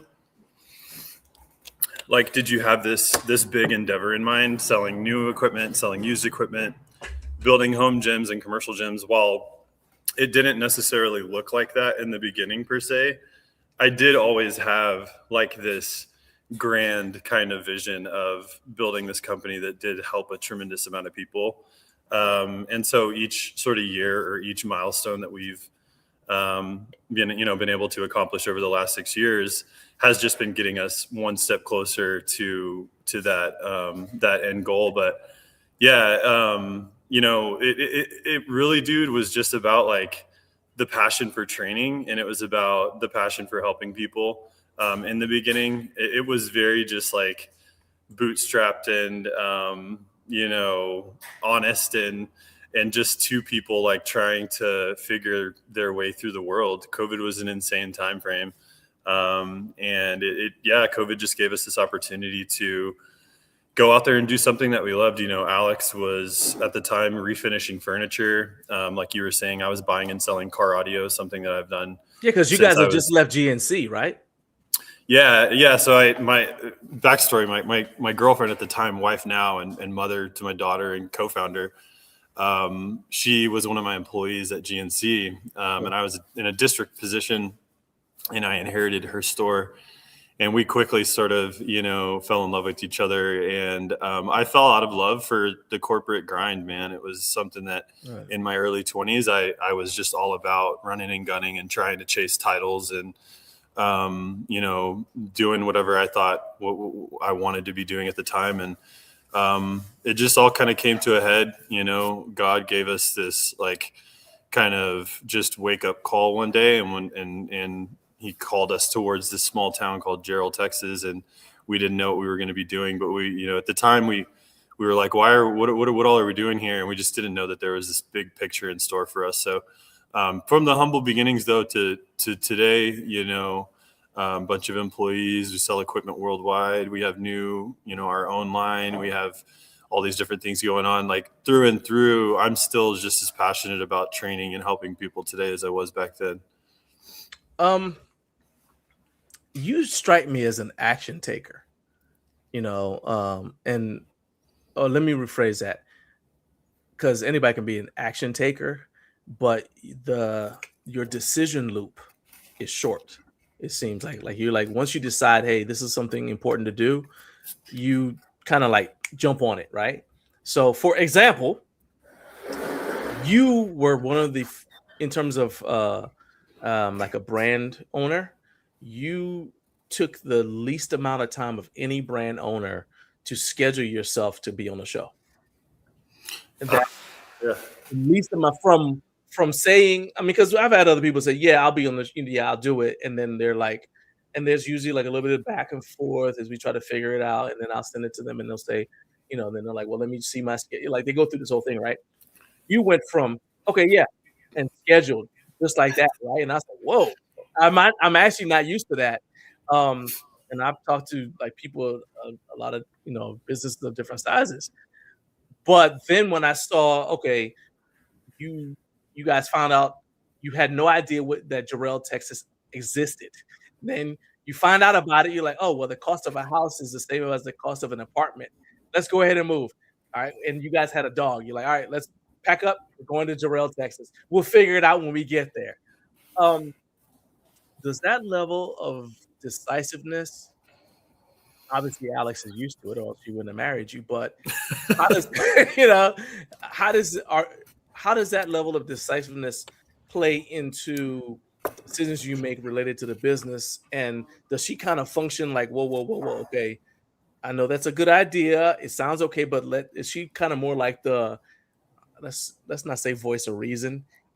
That's what my wife is for me, because I'll say, let's go ahead and do it. And she'll like, whoa, whoa, whoa, whoa. Let's think about the repercussions first. So is that how you guys' relationship works in terms of the business? Yeah, great question. And I really feel like if you were to ask like probably a pretty large set of people, they'd have a lot of the same sort of things to say about me. It's not necessarily, I frame it like make calculated aggressive decisions. Okay. It's like I'm sort of in founder mode all the time, right? Like you're constantly in the marketplace battling for position and you're it's capitalism is cutthroat, dude. It takes Sure. no prisoners, and scaling a business is pretty much fighting for your life on a daily basis, and that just bleeds through in my personality. It always has. Yeah. And making those sort of greasing the wheels and just understanding and weighing rather the trade-offs. Like what, for instance, this, you invited me to be on this podcast. I'm not going to get in the weeds and figure out like, do I need to do X, Y, and Z? What does this mean? Blah, blah, blah. Sounded cool. Boom. Let's go get it on the calendar and rock and roll. You know what I'm saying? So yeah, that's sort of been our relationship to Alejandra, who's polar opposite from me, right? Like we could not be night and day difference in terms of making decisions, but she and that was why the dynamic worked out so well in the infancy. Was you had myself who was like, hey, we're gonna go build this incredible company, we're gonna do all these amazing things, we're gonna make all of these real-time aggressive decisions, and she was there like anchoring me like, okay, let's talk through that a little bit. She had the buy-in, she was there to follow, and I was there to lead. But she's always been for me that like I'm echoing stuff off of her, and then when I hear it from her perspective, a lot of times it sheds some light on some things that I might not have seen, right? So I think especially like bootstrap blue collar founders, when they have that dynamic, the husband and wife dynamic, if they're playing those roles, it's so crucial to really double down on those roles and establish and say, hey, look, in the beginning there was some friction between Alex and I a lot of times with certain things, but at a certain point we were both like, hey, you do this really good and I do this really good. Let's just be excellent at both of those things individually. Right. And that makes this, that allows you to pair and and amplify it, by an order of magnitude. So Alex is my backbone still to this day. While she doesn't participate in the business any longer, she does on the back end more than a lot of people know or see, right? Like that's that stuff that where I go home and I decompress and we talk through those pivotal decisions that we have to make, new warehouse, new product line, go trip to China, trip to X, Y, and Z, whatever I'm trying to do there. She really is almost a mentor in a fashion to me, where I can rely on her. And I have my mentors as well, but just seeing how far we've come along from didn't have two nickels to rub together, started a business in our garage, to today where we're doing what we're doing now is it's huge for sure to have that support. There's I think that people don't, a lot of times I think people underestimate the value of your spouse in doing something like this, because, for example, even when Naomi wasn't as visible, my wife Naomi wasn't as visible with the business, I would still like take her, we'd go places and I'd introduce her to people on purpose, because I'd want to see like what her react, like later on we're driving home or whatever, I'm getting her reaction, like what's the vibe you get off of that person? Mm-hmm. Will this be somebody who I need to do business with? Is this somebody who I need to be associated with? Like, and sometimes, so my gift is, it doesn't take long for me to be able to tell what somebody's good at, right? But along with that, I also a lot of times I'm like, it's easier for me to dismiss somebody because I'm like, I don't see the alignment. So I'm not gonna. We don't need to waste our time. We're not aligned. Let's not let's not hang out because for whatever reason. Because I'm like, all we're gonna do is end up getting on each other's nerves, and I can easily walk away, right? Where she's like, whoa, whoa, whoa, but you may not see that the reason why this person seems like they're not in alignment with you is maybe they're really good at something that's in direct conflict with something you're not good at, right? And so you're like, so they may be able to add value to you in areas where you're weaker, right? And so I value her perspective for that. So when it comes, because you guys have the different personalities, when you said, "Hey, we're gonna sell treadmills," was she the one? Did she say, "Okay, well, okay, I know you got this dream, but let's have a business plan," or was it more like, you know what, let's just figure this out as we go along? Yeah, you know, when people kind of ask me to like to re go or to kind of go through like what that conversation was, and I'll never forget that to this day. And she'll tell you the same thing. When I, certain things when you're an entrepreneur, they just click. Like Right. you're thinking and obsessing about these things for so long, whether that's like a business name, business model, opportunity, and then it clicks, and you know that it's right. Like it's like, oh, that's it. I looked at Alex and I said, we're going to sell treadmills. And without skipping a beat, she was like, okay, cool. Because she knew that, here I am over these weeks or months or whatever, figuring out what the roadmap is for the family. And she Okay. knows how this lives rent free in my mind constantly. Okay. Right. And we're pinging ideas back and forth. And then it's like, hey, this is it. So without hesitation, she already, and that's how being in tune and in sync and on the same wavelength, she's like, okay, I'm glad that you got it now, because Right. now we can start precipitating and we could start actually like moving towards it. So there was no fear, dude. It was just like, okay, wow, we finally, got here. We didn't know what we were doing for a little while. And I don't mean to say that we were lost. It was just that we were in discovery mode. We were Right. like, Oh, yeah. what is I mean, because this you have thing we're been trying to put essentially in the together? fitness industry with GNC. It's not like Mhm. you can't work at, well, I guess you could technically work at GNC and never go to a gym, not have any experience with gym culture. But the likelihood is you had some exposure to gym culture.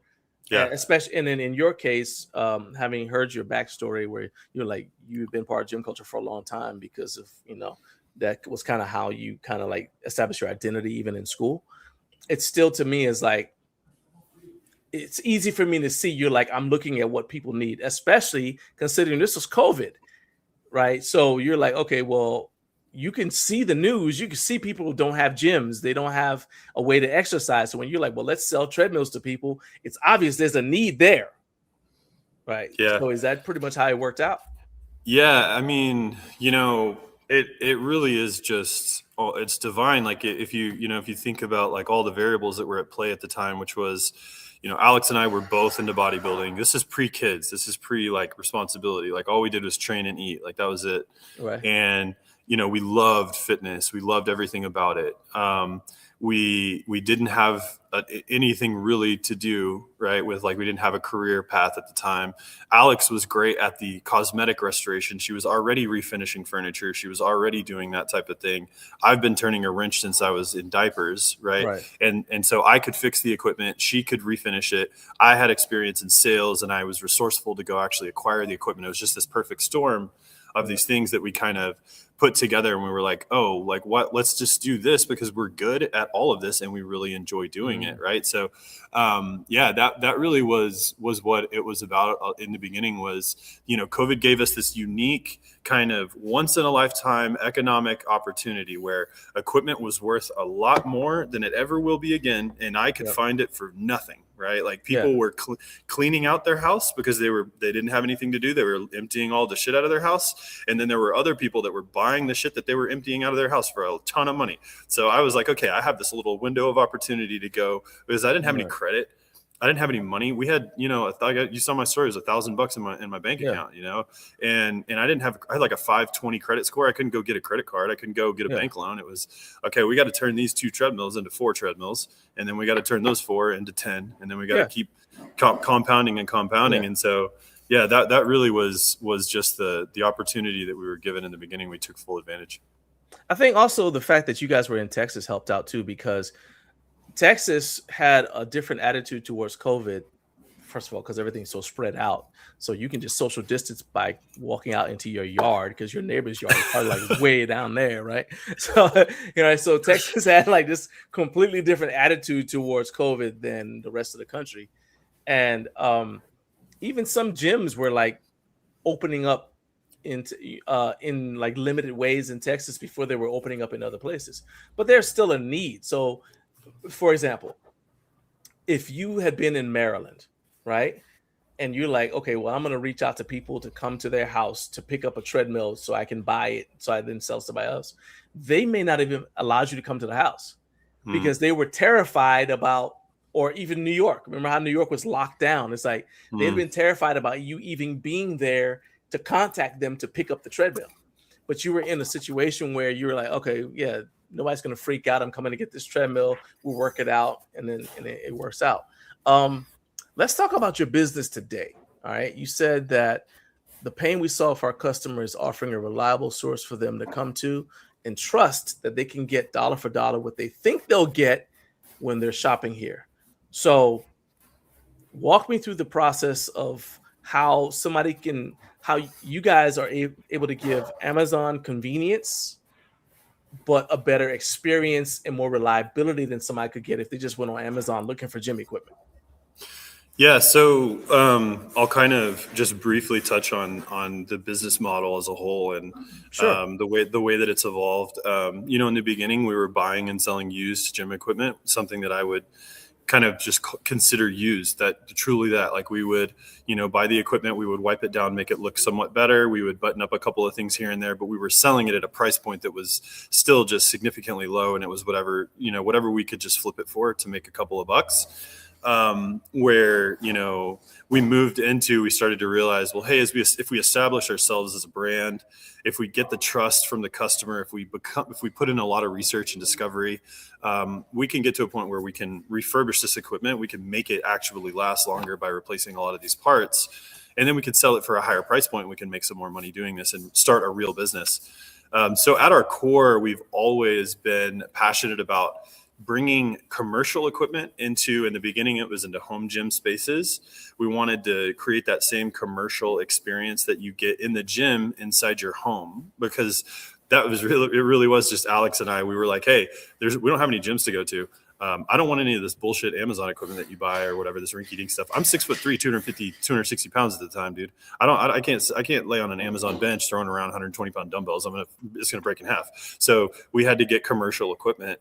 And that was what it was all about in the beginning, was like the discount, which we're still in that discount space right today. But over the years, the remanufacturing, the refurbishment, it became much more, in depth. It became much more thorough. It became more about, let me deliver quality, which had us migrate sort of into that like middle of the road price range, which I still consider discount. Right. But the business today, we're still passionate about delivering an exceptional value to the customer, but that spans across our new lines, our used lines, and our remanufactured. So the business has become not so much about remanufactured as like the project of a whole. We want to try and deliver a home gym studio, commercial gym, or whatever at a price that's going to be half or less than the legacy brands like Matrix, Precor, and Life Fitness. So it's interesting. I'm looking at, so I was watching like all these different videos from your site. And so like seeing like right there, you guys, remanufacturing, refurbishing equipment and whatnot. I just think it was actually interesting to me that you guys let customers, like, you don't have a showroom, so they go into your warehouse and they get to pick out the stuff they want. Is that right? Yeah, we have a showroom now. Okay. But yeah, for years it was like, hey, you can come into the warehouse, you could check some stuff out, but but we don't have, you could pick a machine, it's not going to be ready to go. It's always been like kind of sticky, like that whole situation. But we're really, John, we're really an e-com company first, right? Like if you had, if most people had to guess like what percentage of people actually shop in store, I always ask that, and they're like, it's probably like 20%. Man, we get like 1 or 2 in-person appointments per week. Gotcha. Okay. It's just all online, I mean, I feel like so now I'm even more curious, because you guys start out with people scheduling a consultation. Like they make an appointment, like, hey, okay, I'm interested in whatever, or let's say, okay, I want a home gym, so I'm reaching out to you because I've heard that you can help me out, right? And then the next step is, they've got the appointment. You guys do a consultation with them. You do a remote tour of your warehouse, right? And then during that conversation, is that where you guys like talk about their floor plan? Like, okay, well, how much space do you have? It's great you want a home gym, but what kind of space are we working with here? Do you want remanufactured? Do you want our own line of stuff? Is like, walk me through that process. Yeah, you hit the nail on the head. When people are going in and buying gym equipment, it's, I think I saw in one of your questions why we don't carry brand X, Y, or Z. I guess I'll sort of answer that question. Like, remember who our customer base, our customer cohorts are. We have on the home gym side, we're catering really to the aggregate of people versus like the home gym kind of crowd. The home gym crowd wants to shop with us for certain products. Don't get me wrong. But when I think of the difference between the two, I think of Tom from down the street, who he just retired, and instead of going to the local gym, he doesn't really want to drive 20 minutes. Yeah. He's going to put a couple of pieces in his garage, right? Maybe Susie, the single mom, who she has a trainer at the gym, but she doesn't want to go to the gym except for that one session a week. She wants to throw an all-in-one and a treadmill in her garage. The average kind of just a day in and day out people are who we kind of cater to. And so they have a ton of questions. They're not used to shopping for gym equipment. They're not the passionate home gym guy that is, he's following all the brands on Facebook and Instagram. He's buying this and that product and waiting for these to come out. They're like, hey, I don't know the difference between a commercial and a residential treadmill. Yeah. And I just need, I need one or two. They've never heard of half the equipment you're going to tell them about. They're like, okay. Right, yeah. They're like, is this good? Yeah. Yeah. And so, I always frame it like that, John. It's people shop with us to buy the equipment that they're used to using in the gym, right? They want to they want to take that piece of equipment or 2 pieces of equipment, and they're like, oh, I've seen that at the gym. I really like it. I've seen that one at the gym. Great. What I'm going to do is I'm going to sell you that equipment for 30% what you're going to pay if you were to go buy it from Life Fitness or from Precor or from Matrix, right? Okay. And that whole process there's a lot that goes into it. If you hop on a call with me, I can render out your home gym on our 3D CAD program. I can make honest recommendations as to, hey, I'm not going to sell you this piece of equipment you're interested in because I think that this other one it might be better. I don't think you need to start with 5 pieces of equipment and do an entire 2-car conversion. I think you're going to get away with just these 2. And that's what a lot of that remote consultation is about. Yeah. So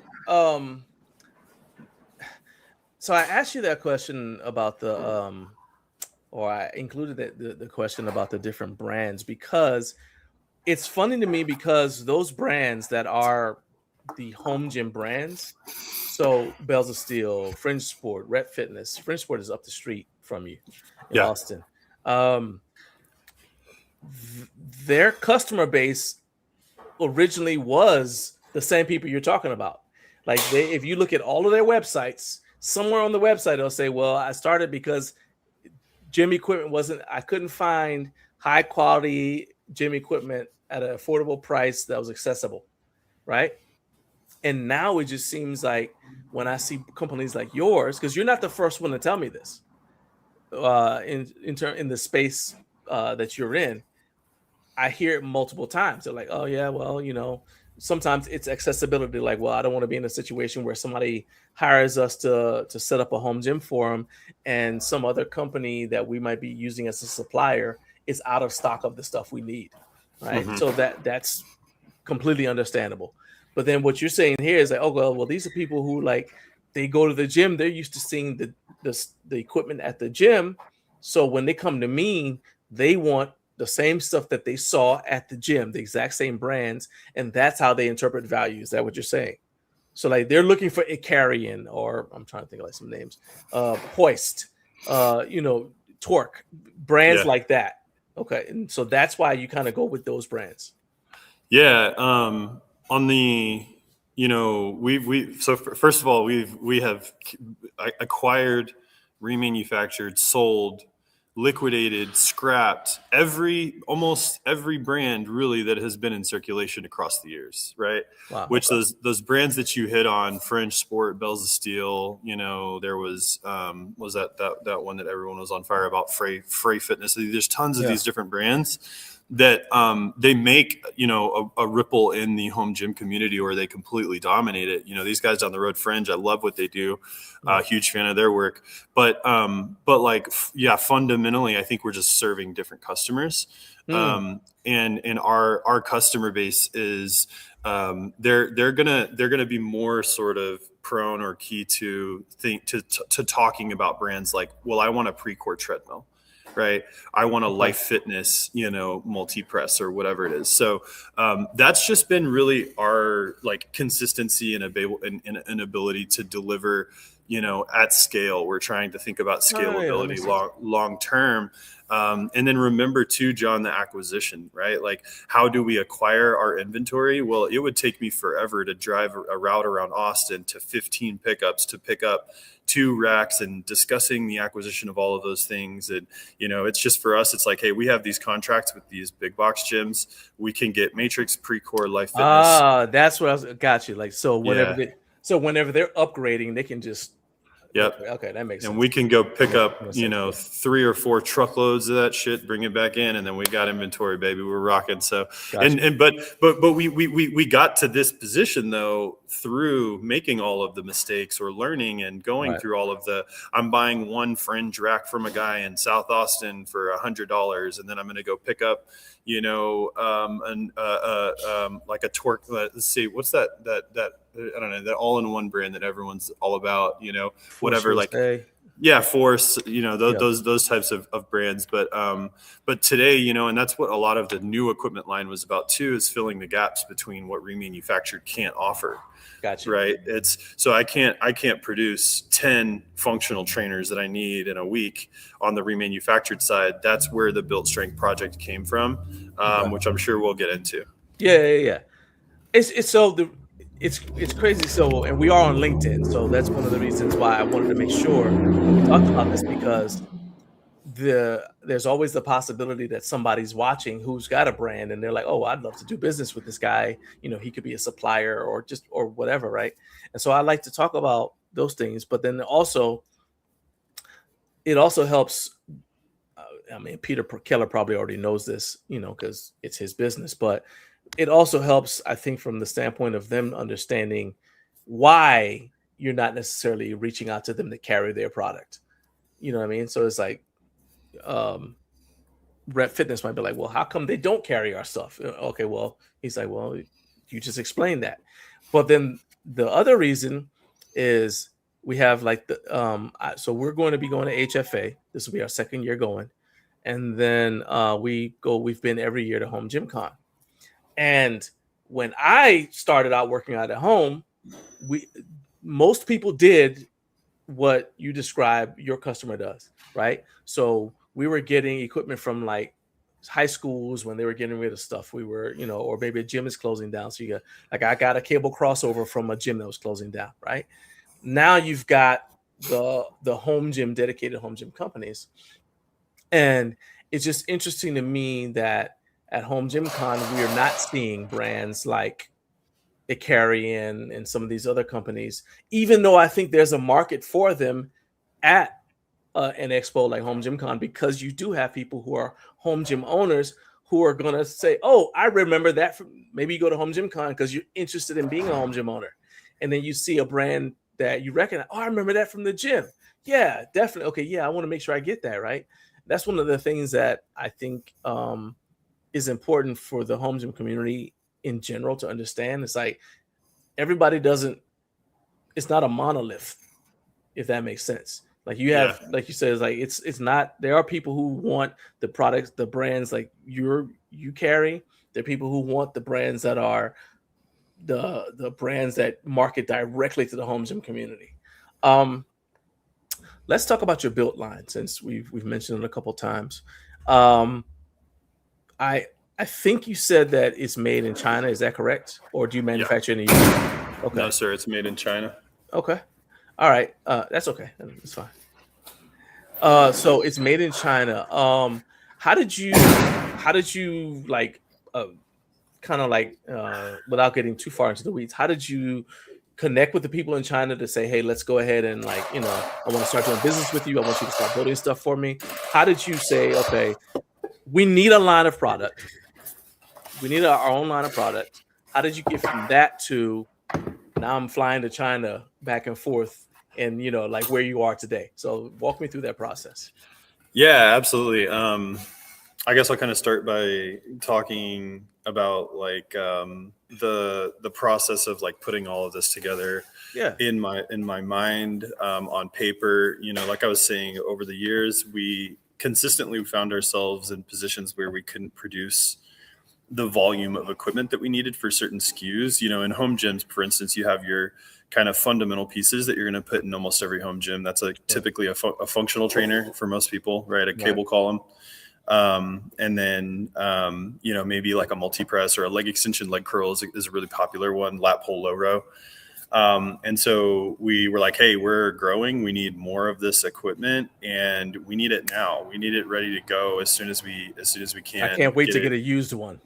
Yeah. Right. Yeah. Okay. And so, if you're in the gym equipment business, China just completely dominates manufacturing. It's not even fair. Like, a lot of people associate quality or poor quality with China manufacturing. There's a lot of both. There's a lot of bad quality. There's a lot of amazing quality. There's a lot of middle of the road too, right? Like I don't think enough people kind of talk about or share their experience if they've been over there. Like just how massive the scale is. Like there are entire cities that are based around manufacturing gym equipment in China. Like Shenzhen.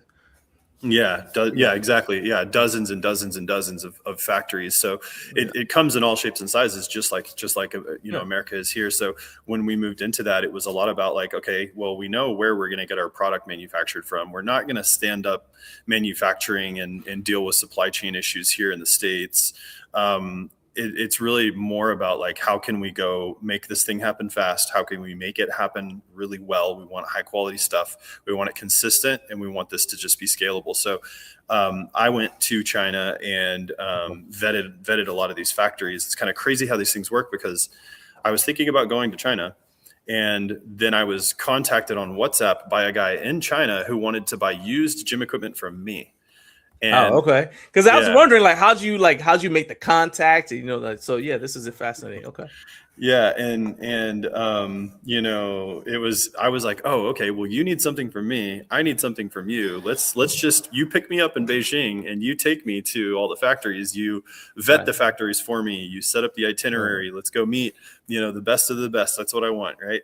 And we became buddies from right off the rip. We started having phone calls. That was right whenever this AI technology came, where you would have be on a video call like this, and it would translate it real time on the screen for you. So you could talk in your native language, and it would visibly translate it on the screen. So technology in a large capacity sort of allowed us to. Yeah, made it possible. But yeah, then we went out there. That was our first trip it was 25. Yeah, it was a year ago today. Actually, we were in China and placing orders and carving out, SKUs. And I'm heading back to the factory in 2 weeks, and I'll be there for 10 days, which will be my longest trip. And that's my third trip out there already. So it's something we're all in on, man. It's, we're bought in for sure. So one of the things first of all, so the average person here is China.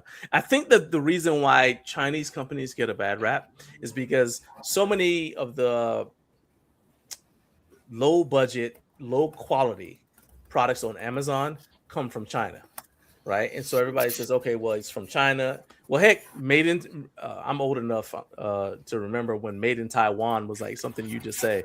It just was synonymous with cheap, right? Because you had like all these cheap knockoff products or whatever, right? And not in gym equipment, but just in general. And so I think that that's a big part of it. But it's like anything else in that you have to be able to ensure quality control. So, do you have somebody on the ground in China who goes on a regular basis to the factory to make sure that if something's supposed to be 7 millimeters, it's 7 millimeters, not 5 or not 10. All right. Yeah. So that's like the first piece, and then when you go, is it like you're going over there to kind of like cast vision, or and are you like double checking the person who's your quality control person as well? Yes, and yes. The answer is yes to all of those. Okay. Yeah. So I mean, like I was saying, this is our third trip back in the course of in the course of a year. So us being there is important. It's us partnering, and we are actually partnering with a factory that we're blessed enough to we're their biggest customer, and that gives us a lot of respect from them, a lot of priority. And so anything that we're bringing to them is like, hey, this needs to get done because we're the experts here in what we need and what our market needs. Right. Make this change now. Let's not talk about it for a while. Let's put this together, and then as soon as we have this prototype, let's roll it out. And so that's a lot of packaging, a lot of product design, a lot of sort of loose ends that are inside the process, right? We're from sandblasting to paint to curing and assembly. There's maybe something a breakdown that we're trying to address, and that can happen really quickly. I really can't iterate enough. Everything that you hear about there being bad quality Chinese manufacturing is absolutely true. So if you go into sourcing gym equipment from China, especially when you're talking about spending the kind of money that you have to in order to get started, you can get, excuse my French, you can get screwed. You can get, right. But you can also find places that will do work that far exceeds what you can get here for the price, right? From quality, speed, and consistency. So we got what's up, Mario? Mario said it's 8. So Mario owns 46 Fitness. He said it's 80-20 when it comes to China, 80% bad, and you have to find that 20% that's good. It's a lot of work getting them to do how you've envisioned the product. And something that I kind of goes back to the thing we were talking about Shenzhen, and how I don't think people understand how Shenzhen is like a manufacturing city. So they make gym equipment in Shenzhen, right? What I've been curious about is there's so many places manufacturing over there for so many companies that a lot of people don't even realize get stuff manufactured there. How do you make sure that you're getting them to make a similar product, that you don't infringe on any patents that's going to get you in trouble later? That's a great question. A lot of that is, you have to do your homework. You have to make sure that,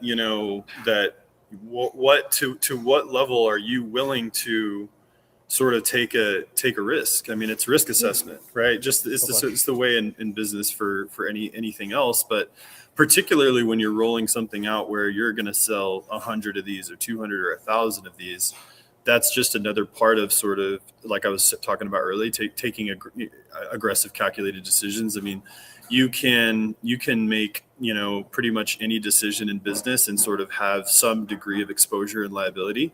But that's something you have to carefully weigh, and you have to kind of figure it out, because the China, man, is the wild, wild west.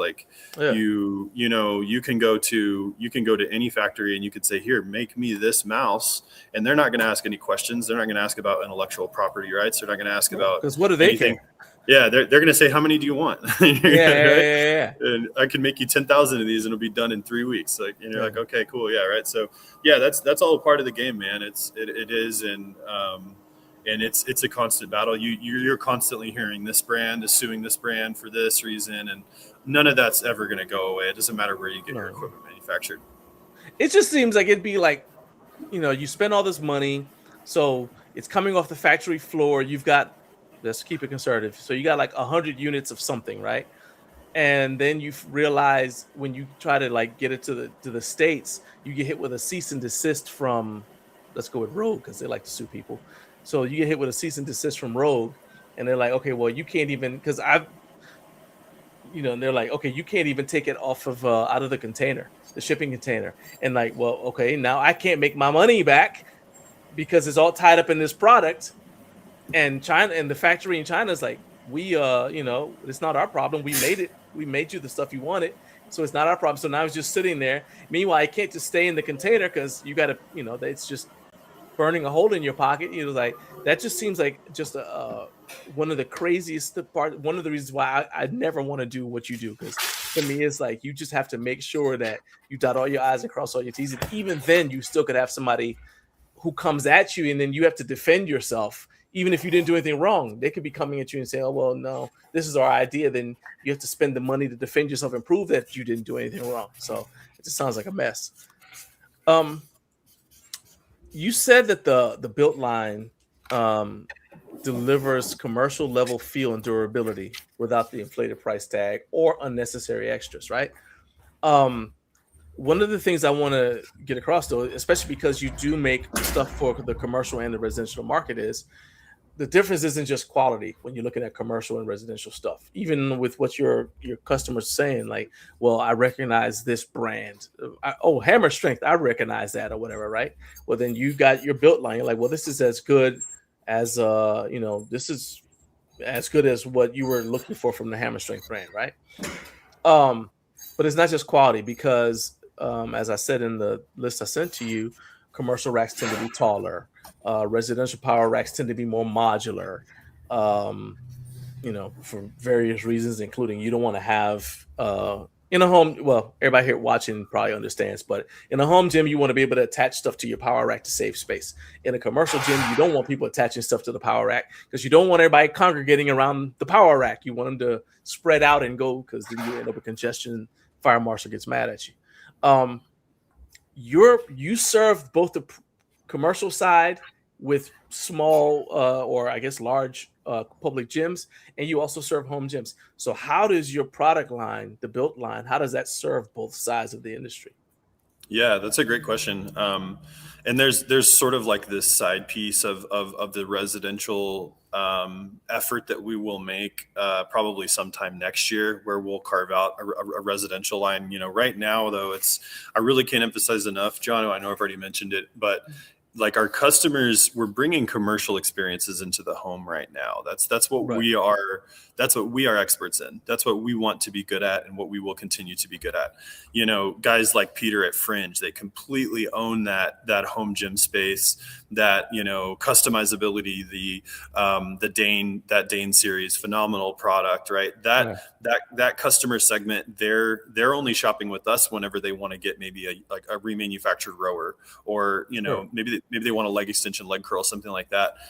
So our product selection on the built strength side is still stuff that we are used to already bringing into home gyms. It's, instead of the assisted chin dip, we're going to go, maybe instead of a leg extension and a leg curl, we have the fractal leg extension, leg curl combo, which is a smaller footprint for 2 units, right? We're just continuing to put combo units in, being mindful though, right? Like of the flagship products, like the Zaya, our all-in-one functional trainer Smith machine, half rack pull-up bar, low row lat pull.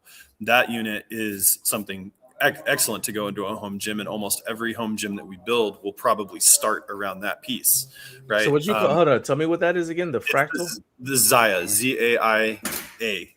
Let's see, I'm gonna go ahead and pull it up, that way people can see it. So it's under the built strength line.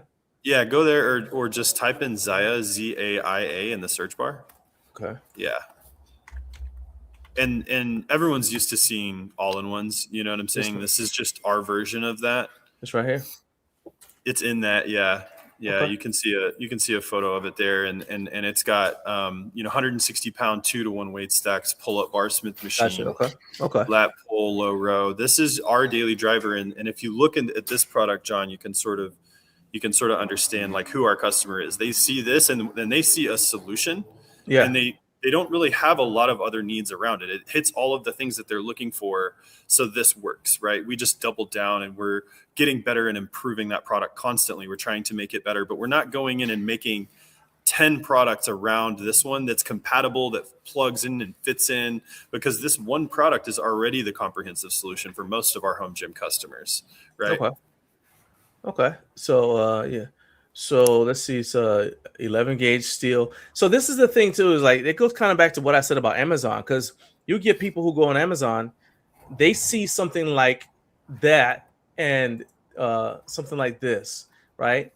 It's 14 gauge steel, right? So what you have is 11 gauge steel, but they see the thing is like 14 gauge steel, and they don't understand why what you're selling them is $4,000 and when the thing that they see on Amazon is $500. So how do you ever have to educate customers when they come in? They're like, well, why does it cost this much when I saw this other thing that was similar on Amazon or whatever, and it was only this much? Like, so how does that conversation go? Yeah, being in the discount space, man, I've been talking about price for the last 6 years, dude. Everyone wants to come in and sort of start a negotiation. They think that this is like a pawn store sometimes, and it's just about driving home value. It's talking about like all of the different all the different workouts you can do with this machine, the quality, the build. Let them get on it, let them try it, and then from there, dude, it's not about a race to the bottom for us. It's about there's a ton of value in this machine. If you want to buy it, excellent. If you don't, let's talk about something else that might be within your budget, right? So the us versus Amazon is what we never wanted to get into, and why we continue to stay in our lane and be good at what we're at, versus trying to compete head to head with a lot of these home gym companies that are selling a shitload of home gym equipment. But that's just not our domain, right? It might be one day, but right now we're still just focusing on bringing excellent commercial experiences into the home. All right, so let's go with let's say a hypothetically potentially real possibility. Yeah. All right. So, and I'm gonna use my guy Carlos, who he's watching right now. Carlos lives in Houston. All right. So let's say Carlos lives in Houston, outfits his apartment with products from CTX Home Gyms. 3 years down the road, he moves to a house with more space. Ideally, because you guys, I remember in something else that you said, you're trying to establish you said you're trying to establish long-term relationship with customers. You want them to keep coming back, right? So Carlos gets a new house. He's got more space now. In that scenario, I've never asked anybody who does what you do this question, but would he be able to come back to you and say, hey, I want more stuff, buy more stuff from you. Would you guys move the stuff because you installed it originally? So do you do things like, hey, we'll move this stuff for you, and at the same time we'll also sell you new things? Or is he kind of like, hey, you got to call some movers for the stuff that you already got in there, and then but we're happy to deliver the new stuff to your house? Or how would that process work?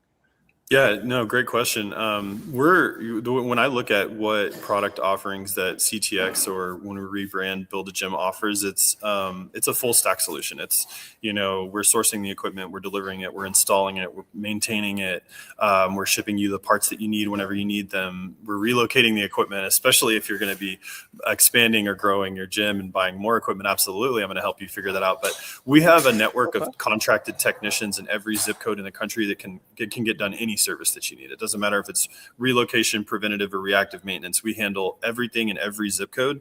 And to me, that's always been about like maintaining that lifetime relationship. As long as we are in business, I want to be able to, you call me and you say, hey, I need X, Y, or Z. Great. Here's the number, or submit this form, put the ticket in, and let's get it going. So that's what we've always been about. I mean, that from our grassroots was about like, well, if I take care of this customer, then they're going to take care of me. And that has persisted across the years. So I brought that up because that right there is a difference from Amazon. So we're going back to the difference between the Amazon experience that we mentioned in the very beginning and what I just talked about a few minutes ago. And now it's like, I might be able to get stuff delivered from Amazon, but if I decide to move, good luck getting that Amazon company to move the stuff for me. I'm got to figure out something on my own, right? So I wasn't sure it from looking at your website and seeing all your material. I got the idea that you would do it, but I was like, it's better to ask than assume. So I think that's phenomenal that you guys will relocate because, like I said, it's not something that you find from everybody.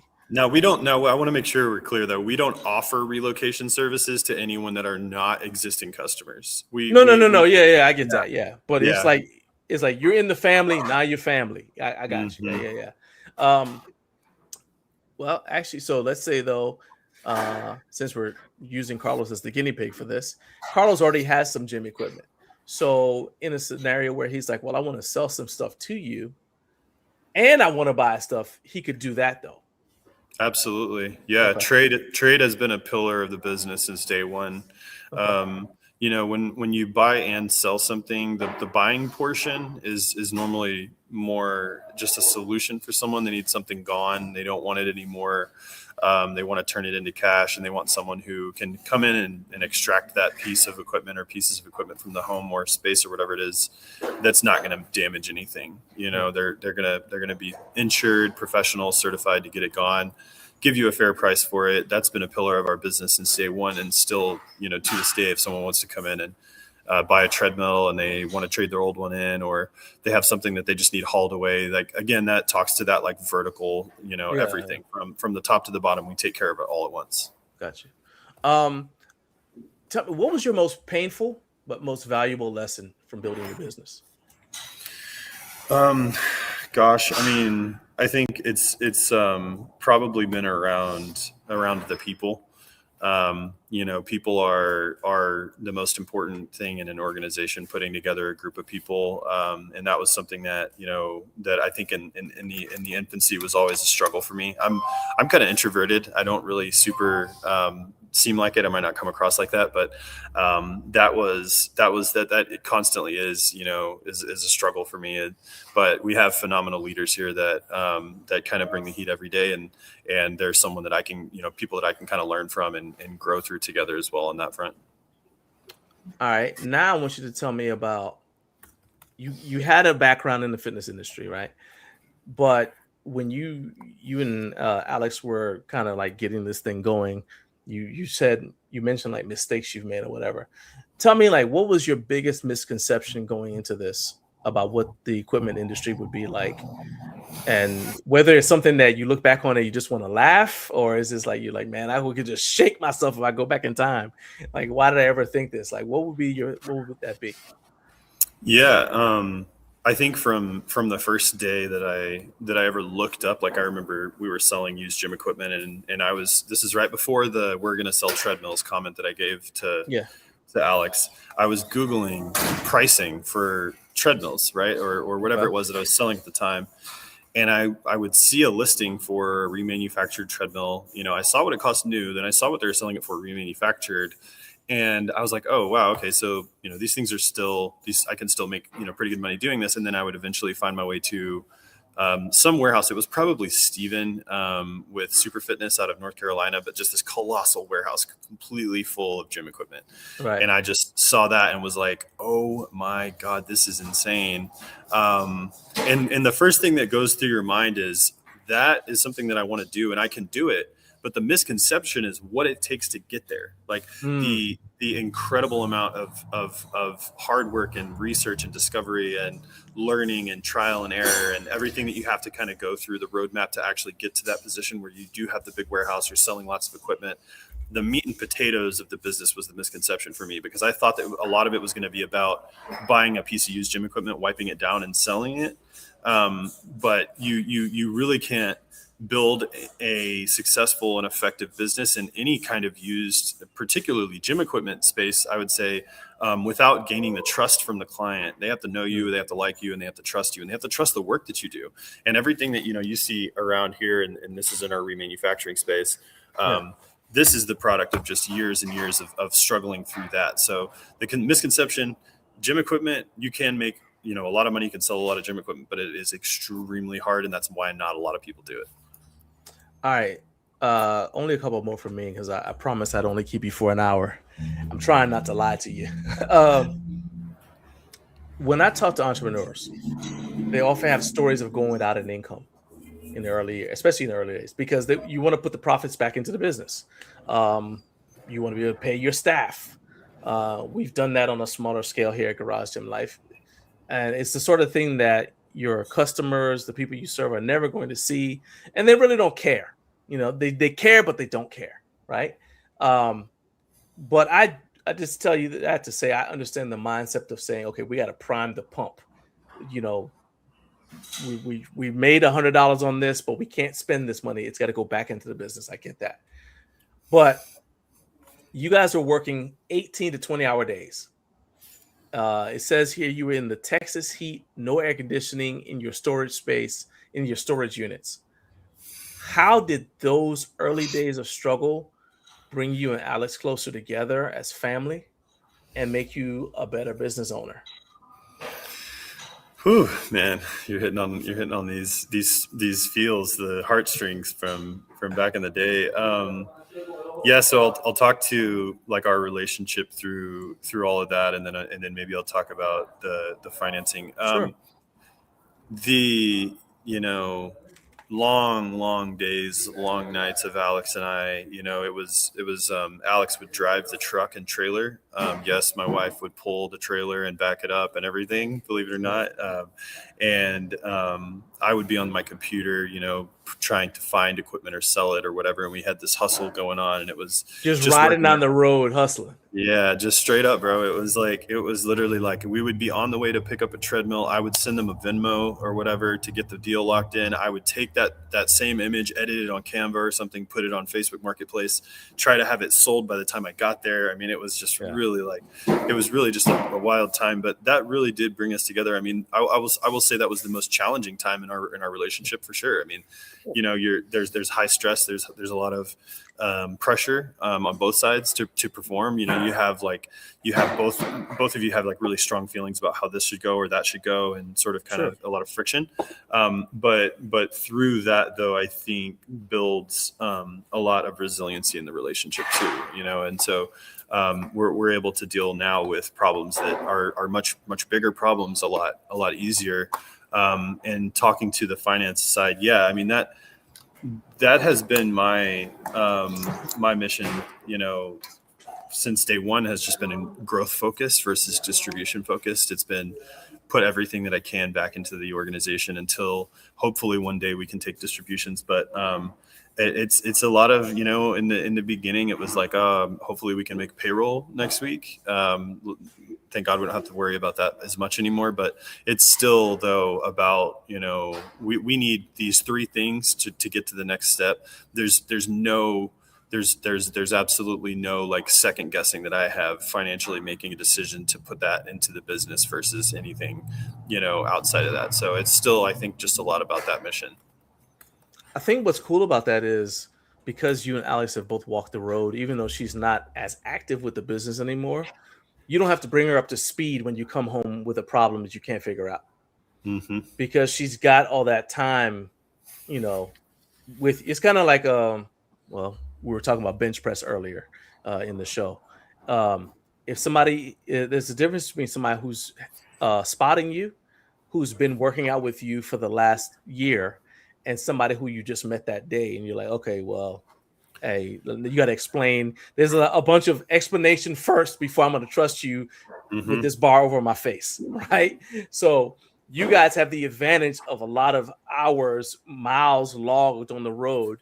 So when you come and say, hey, I've got this issue and I just want to run something past you, you've got that built in, and she can say, okay, well, remember back when, and she can remind you of stuff. So I just think that that's really, really cool. And it makes me want to like root for your business even more. You know what I'm saying?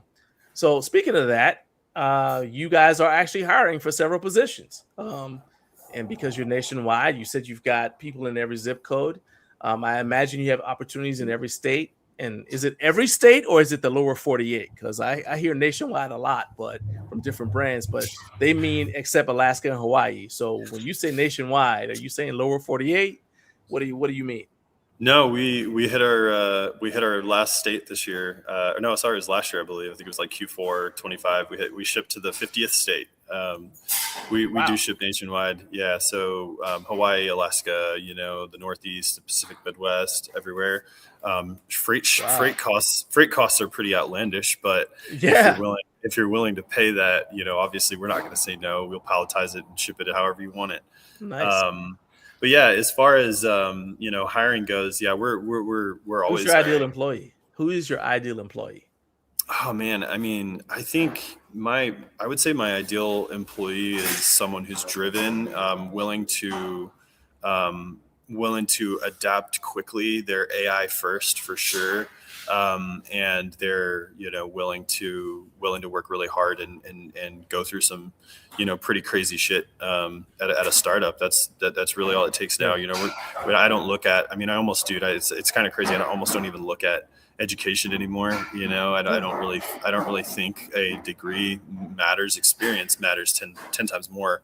And I'm more interested in having conversations with people who are leveraging AI to be excellent or increase their output or efficiency than I am anyone who's got a PhD in insert subject matter here, because ultimately the machines we're really going to kind of just be guiding the machines in our work here, which I already am, and I think a lot of people are, but that's what matters to me the most, is someone who's maybe passionate about fitness, and then just willing to get 1% better every day. So whenever when I'm talking to you, like in my head, I'm picturing you like, it's almost like I asked you the question, but in my head, I'm like picturing like your response, and it's kind of like it reminded me of a John Thompson quote. Coach, the late John Thompson, who's former head coach of Georgetown basketball, and he said, "I'd rather have to calm a fool down than have to resurrect a corpse," because he's like, "I need self-starters. I'd rather you be, because if you're in it, but I can tell you which direction to run in, right?" But if I got to motivate you all the time, then that just drags everybody else down. So it just seems like, just from me watching like the people in the background and all that, I can see that you've basically not just trained, but recruited a staff of people who don't need to be told what to do. Absolutely. There's right? no room for telling people to move. Right? They need to already be moving, and we just need to make sure that they're going in the right direction. Yeah, it's like since we've been on this call, they've accomplished at least 3 things in the time that and I can just like I said, man, I can tell what people are good at. So I can just feel the energy of your workforce while we're having the conversation. So it told me more listening to them work than me asking you a question about what kind of employee you want. Yeah. Right? Yeah. And I think you just have more fun whenever everyone's is moving and grooving, and there's like less of that like work sucks or whatever, dragging ass. Yeah, we don't have any of that here. Yeah. So you guys got a newsletter. Tell my audience what they'll get if they subscribe to it. Yeah. If you're on our email list, we have a ton of value add content that we like to send out, whether that's tips and tricks or sort of, just educational stuff about what's going on in the industry or news. When you say, I'm sorry for cutting you off, but when you say tips and tricks, you mean like a big one is treadmill maintenance. So is that what you're talking about? Things like that? Yeah, sure. I mean, if you watch, like, we're going to make a big push to kind of have a lot more of that sort of like how to maintain your gym and, what to do in these situations, X, Y, or Z, like actual hands-on with the equipment. Right now, a lot of the content is around how to like make sure you're hitting your goals. Using the equipment that you purchased from us or you want to purchase from us, those types of things, just staying in the know on like what's happening with built strength. But right now, a ton of our energy is focused on getting this built line ironed out, because we're, just to give you context, we started selling the brand like 6 or 7 months ago, and it already makes up for well over 50% of our revenue. So we're really focusing on seeing how we can get perfect at that, which we're blessed to be able to say that, it's been like 95% good so far. So you'll see a lot of content about built. You'll see a lot of stuff about, product and also how to stay healthy and fit. All right. And last question, how can people reach out to you guys if they want to schedule a consultation or if they just want to learn more about what you guys do? Yeah. So probably should have started the call with this, but our name is CTX Home Gyms. We're rebranding to Build a Gym. You can find us at buildagym.com or at ctxhomegyms.com. That's our main website. And then if you search anywhere on social, Instagram, Facebook, wherever, YouTube, if you just search either Built Strength or CTX Home Gyms, you'll find us, and you can follow us. Awesome. Oh, I lied. Do you guys go to like trade shows and things like that?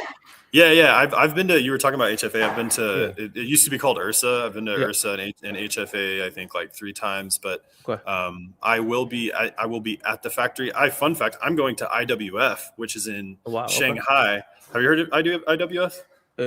Well, when you say that, I'm thinking International Weightlifting Federation, but I'm sure that's not. No. It's in Shanghai, and it's like URSA on steroids. It's like fucking huge. So we're gonna go out there here in 3 weeks, and we're stoked. We're gonna be out there, but yeah, HFA and URSA will be something that we'll be at annually for sure. So you're not going to HFA this year? No, sir. Okay, because you'll be at IWF. I got you. Okay, all right, man. Well, dude, I know somebody's going to ask me this, but are you guys going to Home Gym Con? We're going to go to Home Gym Con next year. Yeah. So 2027, you'll be there. Yeah, we'll be there in 27 to both HFA, Home Gym Con, the Arnold, the Olympia. We're gonna do everything. We're gonna have a booth at every single one of these shows and start doing that thing. But right now we're putting all of our on your plate on one basket, and we're spending all of our time just trying to get excellent at this one thing. And as soon as we're gonna go out there and we're gonna kind of have our breakout year, I think, next year at these shows. All right. Well, you just set yourself up to come back on the show because you just set some goals and some markers for yourself. So that means I need you to come back so you can say, oh yeah, I hit the markers, or this is where we can improve. All right. So I got to get you back on here. All right. It's been an absolute blast, brother. I'm stoked to anytime you want to invite me back on. I'm super down. Just love talking about equipment and business and meeting nice people and like-minded people like you. So I really appreciate the invite. Appreciate you spending time with us, man. Now I'm gonna let you go so that you can go and get them going in the right direction. All right, sir. Have a great day, man. Yeah, you too. Later. All right. So that was my guy, Dylan Ivey from currently CTX Home Gyms, but it's going to be Builder Gyms. So make sure you guys are checking out buildergyms.com and you guys will be able to check out his website. I've got the links to get in touch with Dylan in the description for the video. I've also got his LinkedIn for those of you who are watching on LinkedIn. I've also got Dylan's personal LinkedIn information on the website, so you guys can kind of get an idea. You guys kind of have an idea of what he's like, what it'd be like to work with him. He's what we used to call in the Marine Corps a hard charger. So if that's somebody that you resonate with, then go ahead and reach out to him. All right. Now let's go ahead and I'm going to say goodbye to the LinkedIn audience, but we are not done with the show yet. So those of you who are watching on YouTube, make sure you stick around because we got a couple more topics as we close out this final hour.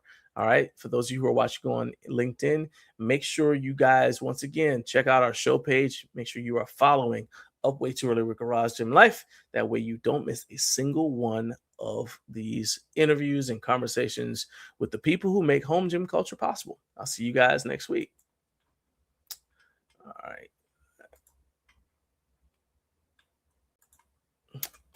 All right, so it's just us here, and we're watching on, those of you who are watching on YouTube, first thing is let me go back and catch up with all the comments. You guys are putting comments in the chat but they didn't have as much to do with the interview, so I didn't want to derail us because we were short on time. First of all, I got to make sure I say what's up to my guy, Jonathan. Jonathan said, I'm not here for a long time. I'm just here for a good time, man. I'm just glad that you stopped by, man. He said, isn't a good time till I destroy that like button. Hey, man, I appreciate you being here. Everybody, you heard Jonathan, hit the like button, all right? Go ahead, smash it. Smash the like button, but don't just do that. I need you to share the video with somebody else who needs to check out this content. Let's see here. Carbs Jim said he's checking in for the giant lifting racks. Okay. You said that last week too, I think. So it's like that's going to be one of your catchphrases now, all right?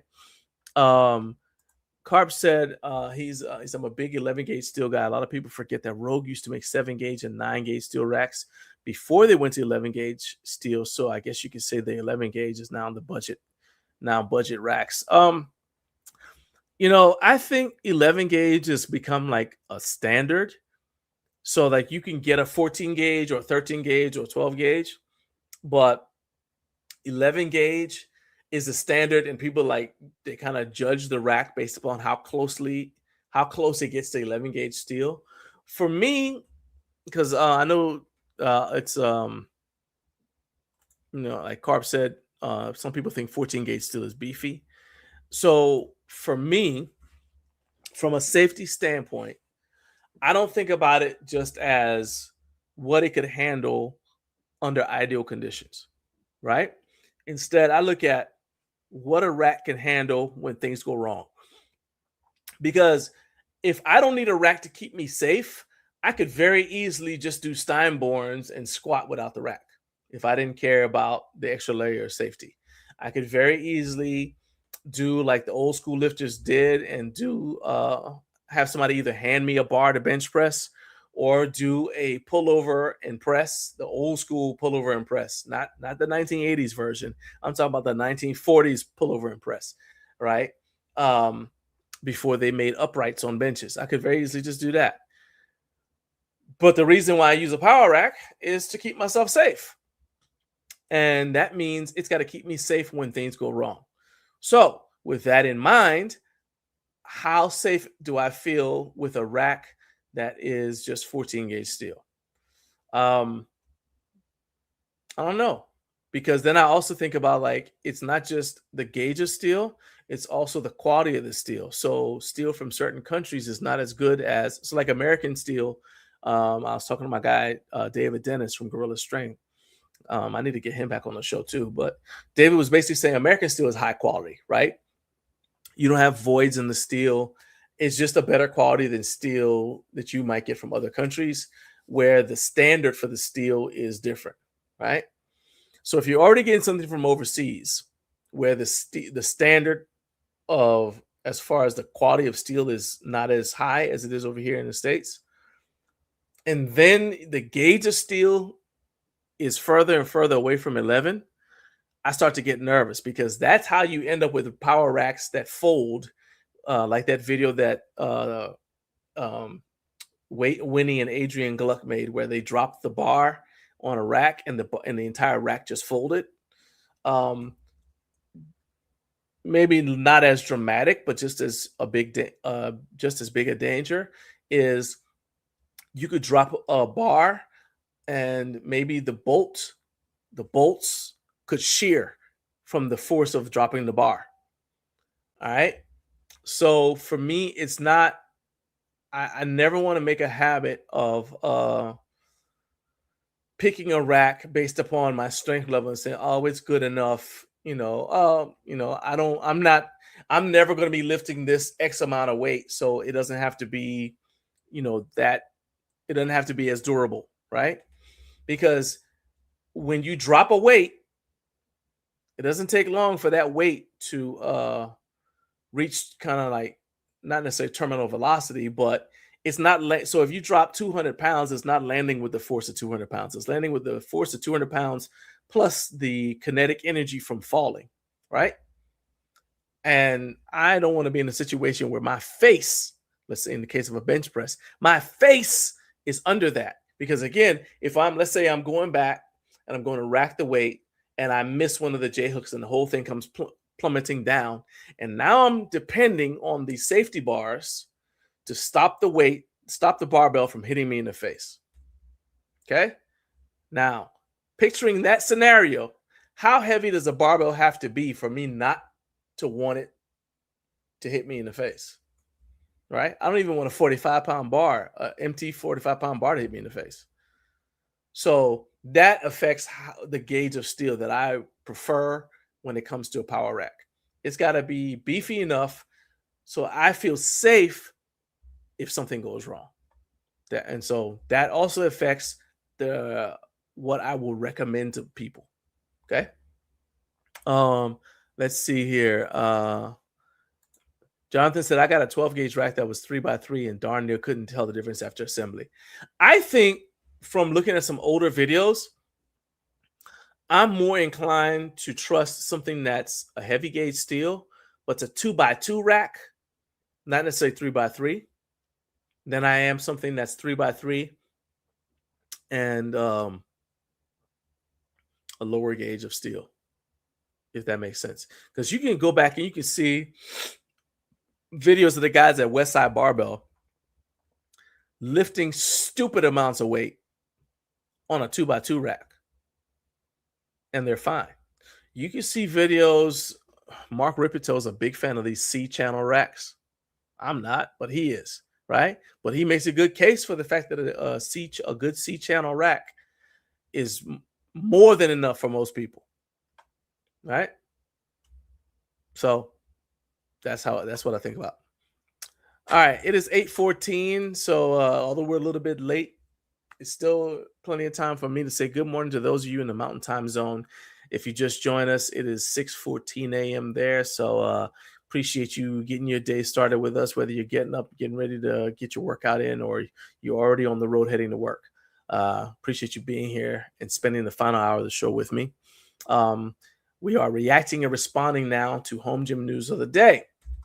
So I mentioned at the beginning of the show that I see a lot of videos talking about what it takes to bench press 315. A lot of them are videos where it's like here's what you need in order to bench 315. Just follow this program and you bench 315. Some of them are like, is benching 315 possible? Okay, great, whatever. If I put bench 315 in the search engine on YouTube, I'm gonna go ahead and I'll share my screen real quick with you guys. You see what pops up for me, right? So this is a year ago. This is from Alexander Bromley. What it takes to bench 3 plates natty. All right, I'm gonna talk about that video in a little bit. Well, actually, that was a year ago. 4 weeks ago, he made another video that's, I guess, a follow-up where it says why 99.9% won't bench 315 natty.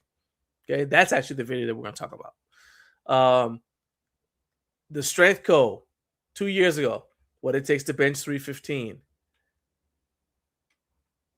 An hour ago, Pete Hegseth struggled to lift 315 pounds on the bench press in an awkward moment. Okay, that's obviously hate against Secretary of Defense, or the Secretary of War, sorry. Look at this. 8 months ago, learn to bench 315 easy. 2 years ago, Greg Dosset said 315 is a mid-level bench. A month ago, how to bench 315. I'm telling you, I see it all the time. How to bench 315 in 2026. Garage Strength a year ago. The secret reps, sets, and hacks to smash 315 on the bench press for the first time. A year ago, Greg Dosset said, why you never bench 315. Mitchell Hooper says, are you struggling to bench 315? Hit these benchmarks first. Oh my good. Mind Pump a year ago. All right. So I just pulled that up just so you guys can see it. It's like I literally see it all the time. But what got my attention was Alexander Bromley. He listed several reasons why he said in the video you guys saw, and that was one of the research results. So this is why most people won't bench 315 as a natural lifter. And he made the premise, which I agree with, that every single reasonably healthy man is capable of benching 315 without drugs. And I would also add that a fair number of women, of healthy women, are able to do it as well. Women are stronger than you think. They're just here in America. There are societal reasons that prevent them from doing it, but there are plenty of women that can bench 315. Okay. Now, again, as I said earlier in the show, if you're saying I want to bench 315, but then you impose other factors on it, like I want to bench 315, but I don't want to put on weight, for example. Well, okay, then that affects how easy it is for you to do it. But if you just want to bench 315, it's not as, I would say it's not as hard as people make it out to be, right? So Bromley has this list of things. that are keeping you from benching 315. I want to hear what you guys think of this list. So the first thing that keeps you from benching 315 is you think it's not possible. Okay, well, I agree with that. Let's see here. Fitzshano said, answering the question of the day, benching 315 matters to me because if I can't, it means I'm getting old. I'm 52 now. Hope to still be able to do it at 60, 65, and who knows how far we can go. I agree with that. And so we're the same age. And I agree with that, Sean, where it's like, if I can't bench 315 at today, if I couldn't bench 315, it means something's wrong, right? I've gotten sick or something's going on, right? But I would love to be able to still say that when I'm 60, 70, 80. Why not? And I think it's possible. So that thinking is not possible is not something that's an obstacle for me. Another thing that keeps people from benching 315, according to Bromley, is you don't have a system or approach to getting strong that you'll stick to. I think that's actually the number one thing that stops people from benching 315 or from lifting any weight that is within their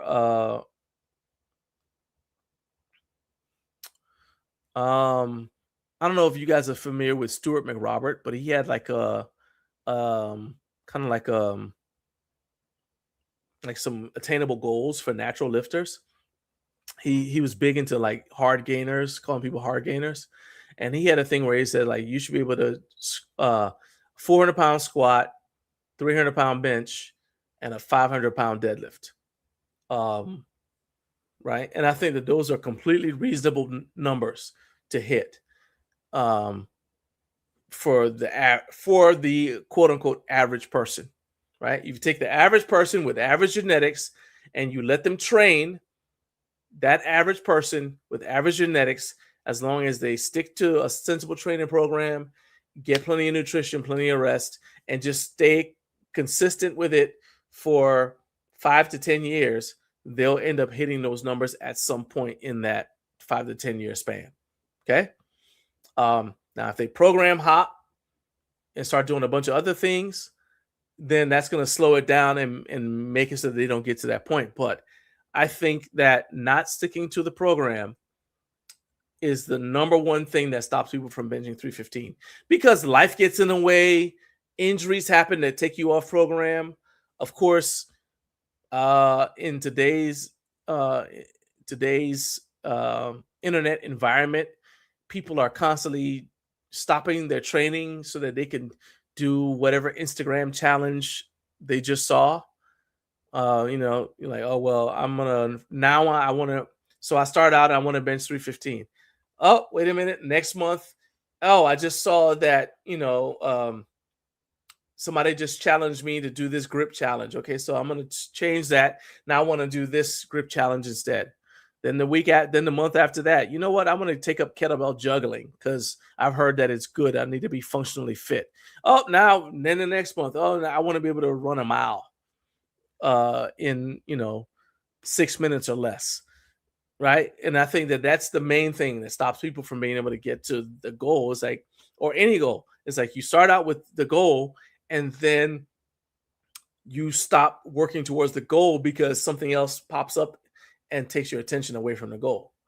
The reality is that what it takes to get to a goal like 315 is the same thing, level of dedication and consistency it takes to get to anything else. And a lot of it is based upon boring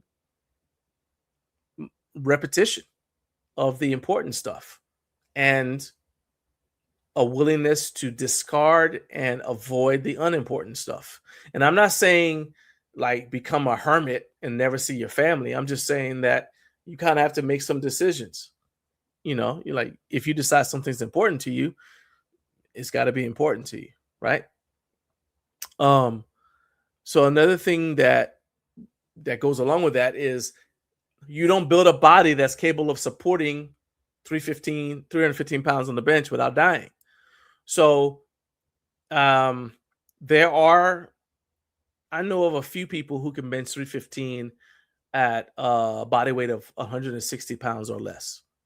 Okay. Yes, I know a few people who can do that. And some of them are natural.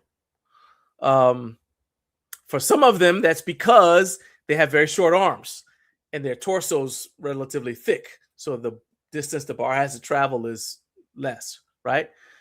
But it's rare that you're going to find somebody who is very, very thin, who has thin arms, a thin torso from, front to back, like their torso's not deep, and also very narrow, who's also able to bench 315. I'm not saying that you can't find somebody that can do that. I'm just telling you that you're not going to find a lot of people who are built like that who can do it, right? So that means if you want to bench 315, you have to change your body into the kind of body that can handle, first of all, just holding 315 and much less bringing it down, touching your chest and coming back up, right? And to go along with that, that means you have to do exercises that support your bench press. So we were talking about you bench 315 now, you're going to help somebody move a couch. Well, I'm not going to bench your couch, but the fact that I have done assistance work to support my goal to be able to bench the weight that I want to bench means that if you ask me to help you move the couch, I can do it because I've also developed my spinal erectors. I've developed other parts of my body so that I can support a couch too. So along on the way to being able to bench 315, the rest of me got stronger too, right?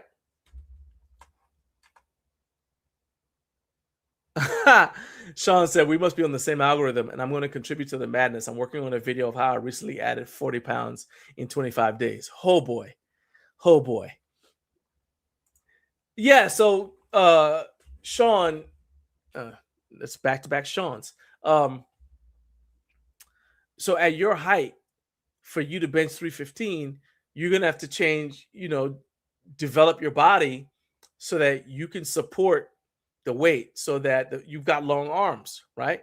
So the bar is going to have a longer distance to travel. One way to shorten the bar path is to just get thicker in the torso. So your chest, if your chest is down here, it's going to take longer for the bar to touch your chest than if you build your chest up so it's here. Right? That's kind of like what I mean by building. Same thing, you build your back up. Now your back is thicker. All of a sudden now the bar doesn't have to travel as far. Plus your triceps got stronger. Your biceps got stronger so they can act as stabilizers, that kind of thing. But I'm going to list some other things that he mentioned that I was like, you know what? I'm not sure that people really think about this. In fact, let me see this. See if I can do this here real quick, because I think it's basically I'm going to pop these up on screen for you so you guys can see it. Yeah. All right. So let's share the screen. Let's share screen. Window.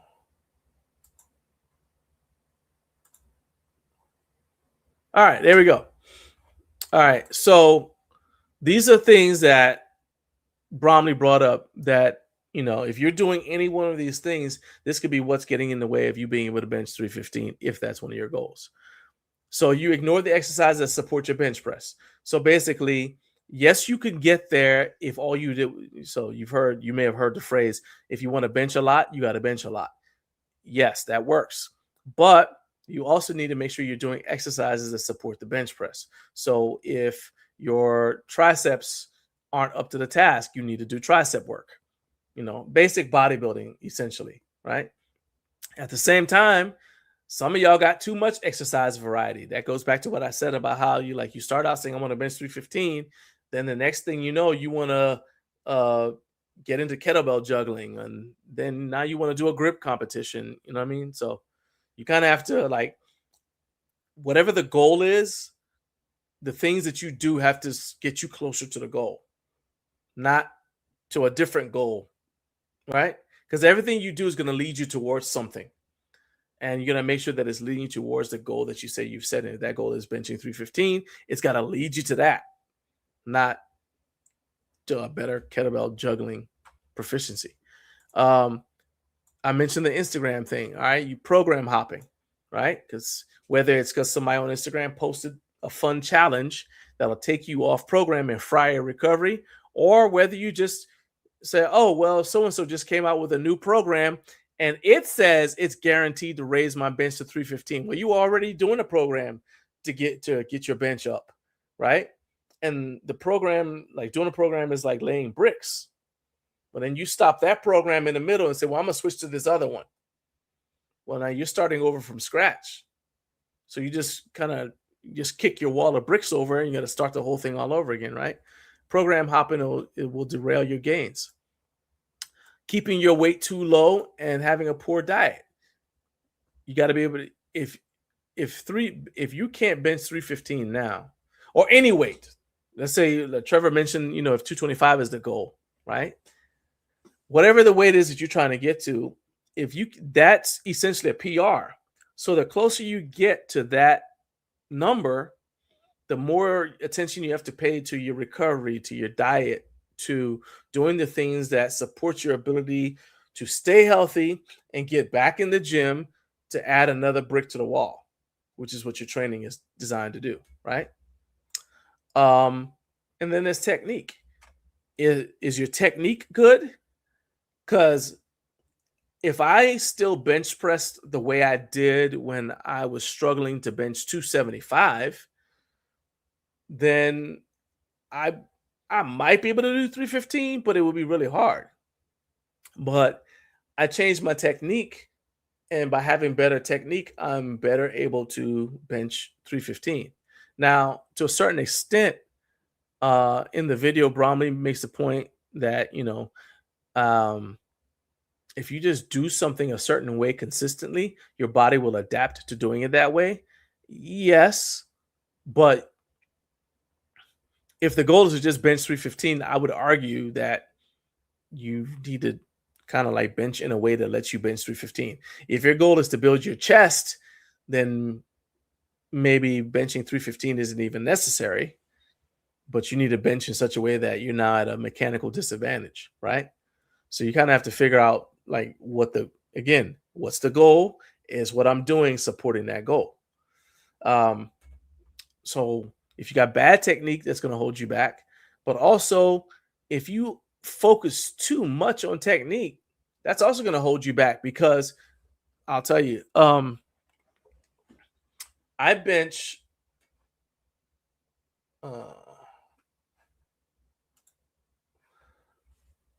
with my hands roughly this far apart. Back up a little bit. Roughly this far apart. And that is not optimal for leverage. Okay? That's not optimal for leverage. So if I just wanted to bench 315 or whatever number, and I wanted to do it as fast as possible, I was advised to widen my hands out, because then the bar path is shorter, right? The problem is, whenever I did that, I started having shoulder issues. So for me, it made more sense to keep my hands in closer so that my shoulders stay healthy, because to me, it's more important to be able to train consistently, not miss time in the gym. And I'll get to 315 I've already gotten to it, but I'll get to my goal that way, right? And I'm also going to spend less time injured. So there's that. Hey, Tommy, what's up, man? So what's the obsession with three? So that's kind of what we started the show with.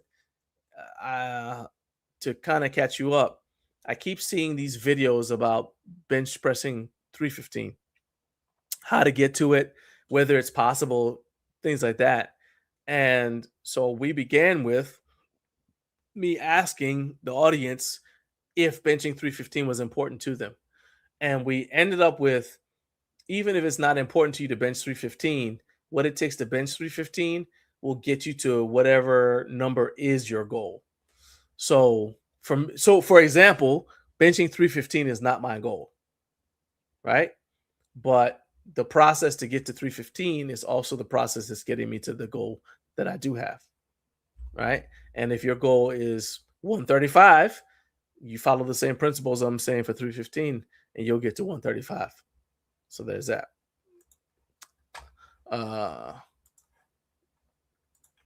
Okay. That's not to say that, if you don't care anything about benching 315, that's fine. Because obviously you've got like whatever your goal is that's got you going to the gym. I just think it's interesting that people have like this, I don't want to say obsession with it, but you have like the camp where people think it's not a big deal, and then they also think it's something that's like impossible to do. I don't see a lot of people in the middle who are like, oh yeah, it's possible. I'm not interested in it, but yeah, it's possible. That's not one of the responses I got when I asked you guys if 315 was important to you. I got either, yeah, it'll never happen for me, or some variation of it's not possible, or yeah, it's possible, but the people who like thought it was possible also said it was important to them. So I just thought that's an interesting thing. Couple more things before we close. About a year or so ago, I had somebody on the show, and when they got off the show, I asked them something that I ask a lot of the guests, which is, now that you've been a guest on the show, would you watch the show just as a viewer? And she told me something that has affected, that I started trying to implement, and affected how I do the show now. So you guys may notice that I've been putting in like what I learned and like little tips at the back end of the show, because she said that for her to watch something, she wants to walk away feeling that she learned something. So that's the segue into what I'm about to say. And I want to hear from you guys. Drop a comment. Let me know if you want more of this in this show, where I tell you guys like tips, things that I've learned along the way. So today I'm going to tell you my favorite way to set up a training program. Okay. If you find this helpful, cool. I'd love it if you also added in comments how you like to set up your training program. Okay. That way we can all learn from each other. So anyway, my favorite way to set up a training program is, first thing is I start with the fundamental human movements, and I make sure I hit all of them once a week over the course of 7 days, right? And Dan John, who came up with the fundamental human movements, or who codified it, says basically it's squat, hinge, push, pull, and everything else. Okay. When I interviewed him for our magazine a few years ago, that's what he said: squat, hinge, push, pull, everything else. That's how he phrased it. Other people have kind of broken it down even further because they're not content with the everything else. They're like, well, what does everything else mean?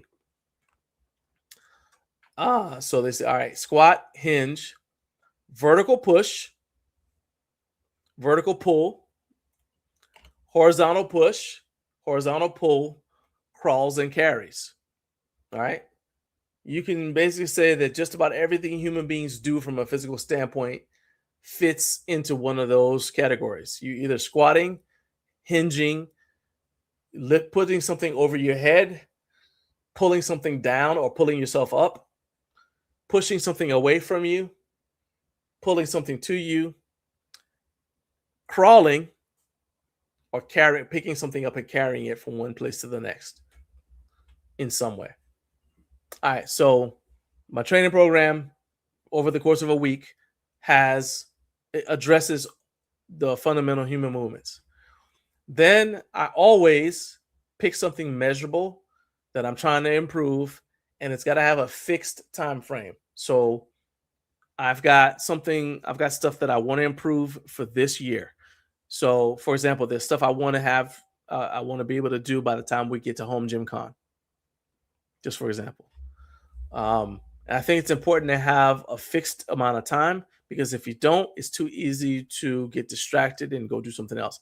But you can determine how long that amount of time needs to be. If you know that you're the kind of person who gets distracted easily, you probably need to keep your goals to 3 months or less. Say within the next 30 days, I want to be able to do this. Within the next 60 days, I want to be able to do this. Within the next 120 days, 90 days, I want to be able to do this, right? If you're like me and you're able to stay focused on a goal for a long period of time, and you like making minor adjustments, like, increasing the intensity slowly, then you can stretch it out longer. But you got to kind of like base it on how your personality works. One other thing is, make sure, because you get like the nerds who like put together these perfect training programs and then they go off program because of something that Bud Jeffries warned me about. The late Bud Jeffries warned me about when I interviewed him. He said, you need to make sure you add something fun to every workout. Yes, you have your goal, but you're supposed to enjoy the workout. Yes, you're going to enjoy the results. You're going to enjoy achieving your goal. But if your workout doesn't have something in it that's fun, that then it's going to be more difficult for you to stick to it. All right? You got to have something that's fun that keeps you coming back to the gym beyond just the fact that you set a goal. So I say you need to make sure you add something fun to every workout. That's going to be one of the main drivers to making sure you get into the gym so that you continue working towards the goal. And that thing can be you can decide where to put it in the workout. So it could be, I start every workout with this thing I enjoy doing, and then I'm motivated to keep going. Or I promise myself that if I do all the important stuff, then I'll do this before I leave the gym. Whatever works for you. So I told you guys that I was squatting last night. Well, I was going through it and I was like, you know what? I haven't done anything fun and I don't have anything fun planned. So in the spur of the moment, I decided, hey, I'm going to just squat. I'm going to do a no hand squat. Haven't done one in several months. The weight's pretty light. Let's just do a no hand squat. So squatting, this is deload week. And right there is where I decided to do no hands as I unracked the weight. It's like, okay. I actually posted this as a YouTube short. It said, boredom is a terrible thing. So I didn't set up to do a no-hand squat. So you see the bar is moving around on my shoulders because I didn't set up intending to do a no-hand squat. I decided after I already set up. Now look at this. This is where it got crazy. It almost got too exciting because I'm like, oh. Took a little bit of work to get my hand up there because I can't reach back like that on that side. And that's Boredom is a terrible thing. 251 pounds. Yeah, 251. I had a little shout out to Micro Gains. Had a little Micro Gains plate on there. But anyway, so you obviously don't have to be doing, something that's as, I don't know. Some people might call that crazy.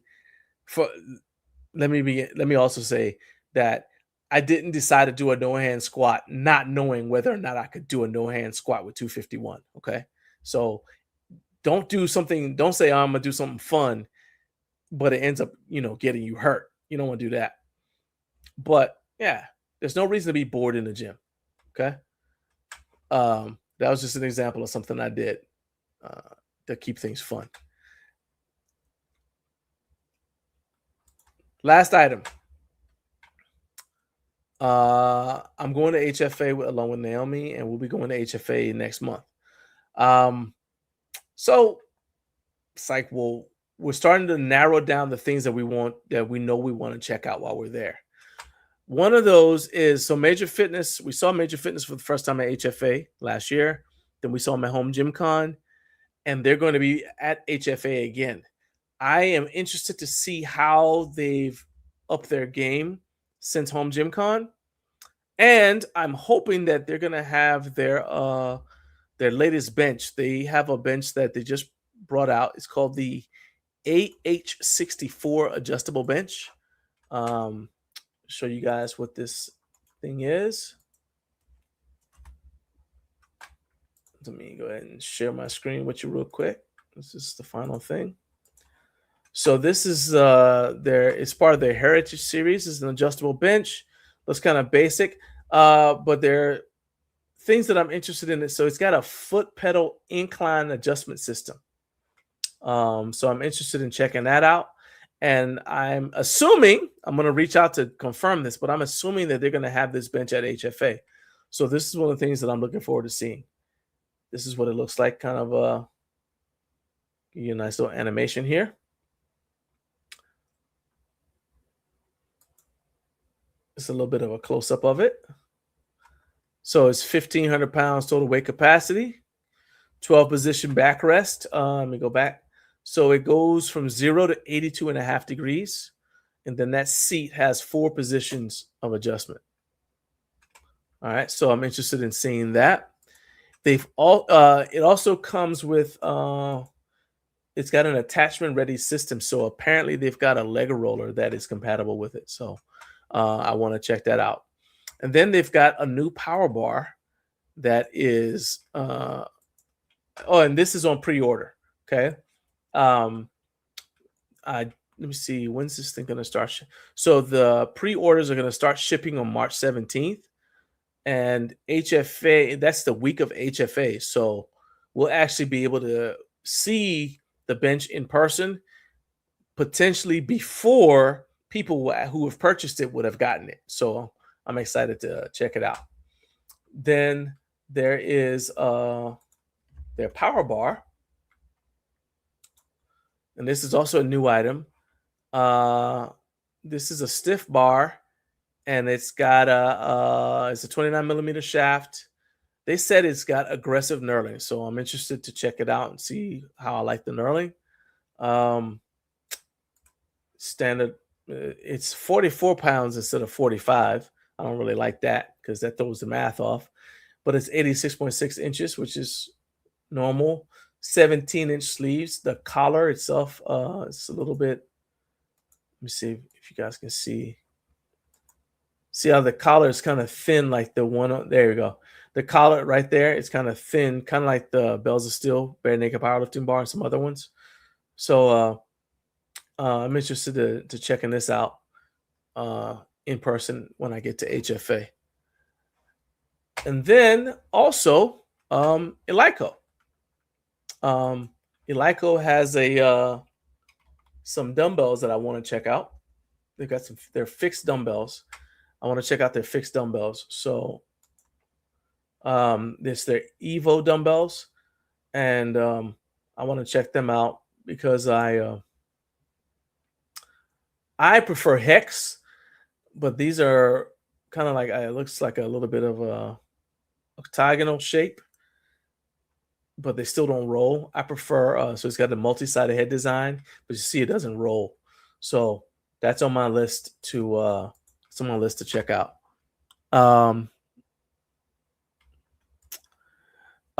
Sean says they got a lot of cool names for the equipment. They got an all-in-one called the Nimitz. Yeah, so Major Fitness, I had John from Major Fitness on the show last year, and he said essentially they have they used to be called Major Ludi, and that's the name of the founder. And so it's got a heavy military influence on all their products. So yeah, so naming them after the aircraft carrier, the Nimitz, or technically it could be named after Admiral Nimitz, just like the aircraft carrier was. So that kind of makes sense. So yeah, those are the things I'm interested in seeing. I've put the link to the exhibitor list in the video description, in the description for this video. So if you guys, whether you're watching on replay, shout out to the replay gang, but if you're watching on replay, go ahead and post in the comments if there is a specific brand that's going to be HFA that you guys want us to check out, because we are starting to make our appointments for the booths that we're going to go tour. We will not have time to go look at every booth because there are just too many exhibitors that are going to be there that day. So we want to make sure that we are checking out the brands that you guys want to see. So go ahead and put in the comments, if there's a brand that's going to be at HFA that you want us to go check out, and we will try to get it on the calendar. Because they also have to be willing for to let us come by, but we will make every effort to swing by there. Even if we can't get a booth tour, we at least get some footage at their booth. Okay. Anyway, last thing is what I learned this week. I hear a lot of content creators who say, they kind of say, "Well, this is just a hobby. This doesn't really matter." And I'm like, and so I want to encourage you guys, if you are content creators, and I know a lot of you watch this are, don't trivialize what you do or what we do just because it doesn't look like what other people do to make a living. And you may not be making a living at it right now, but if you put in the time and effort, you could potentially be doing this for a living. And that doesn't mean that it's not going to be fun. It means that you'll be making a living doing something that's fun. And I would argue that doing this is just as important and valid as any other way to make a living. Some people lay sod. Some people willingly run into burning buildings to drag other people out. And I think that we look at creating content as not important because we compare it to saving somebody's life or building them a home from scratch. But everybody has a path. And if you're a creative person who uses your talents to make engaging and entertaining content online to help people get through their day, to me, that's just as valid as tall people who train for years to efficiently throw a ball into a basket, or people who drive really fast in a circle, or people who convincingly recite words in front of cameras to make you believe that they're defending the galaxy from alien invaders. You wouldn't put down any of those ways to make a living. So don't put yourself down if this is what you've chosen to do and how you've chosen to add value to the home gym community. All right? Because I value it. All right, that's it for today's show. Thank you to my wife, Naomi, for joining me today. And thank you also to my guest, Dylan Ivey, for joining us to make this show a success. Next week, we got another great show for you guys. So until next week, keep sharing the show link. That's how we grow. Most of all, believe you can do it and keep stacking days. Have a great weekend.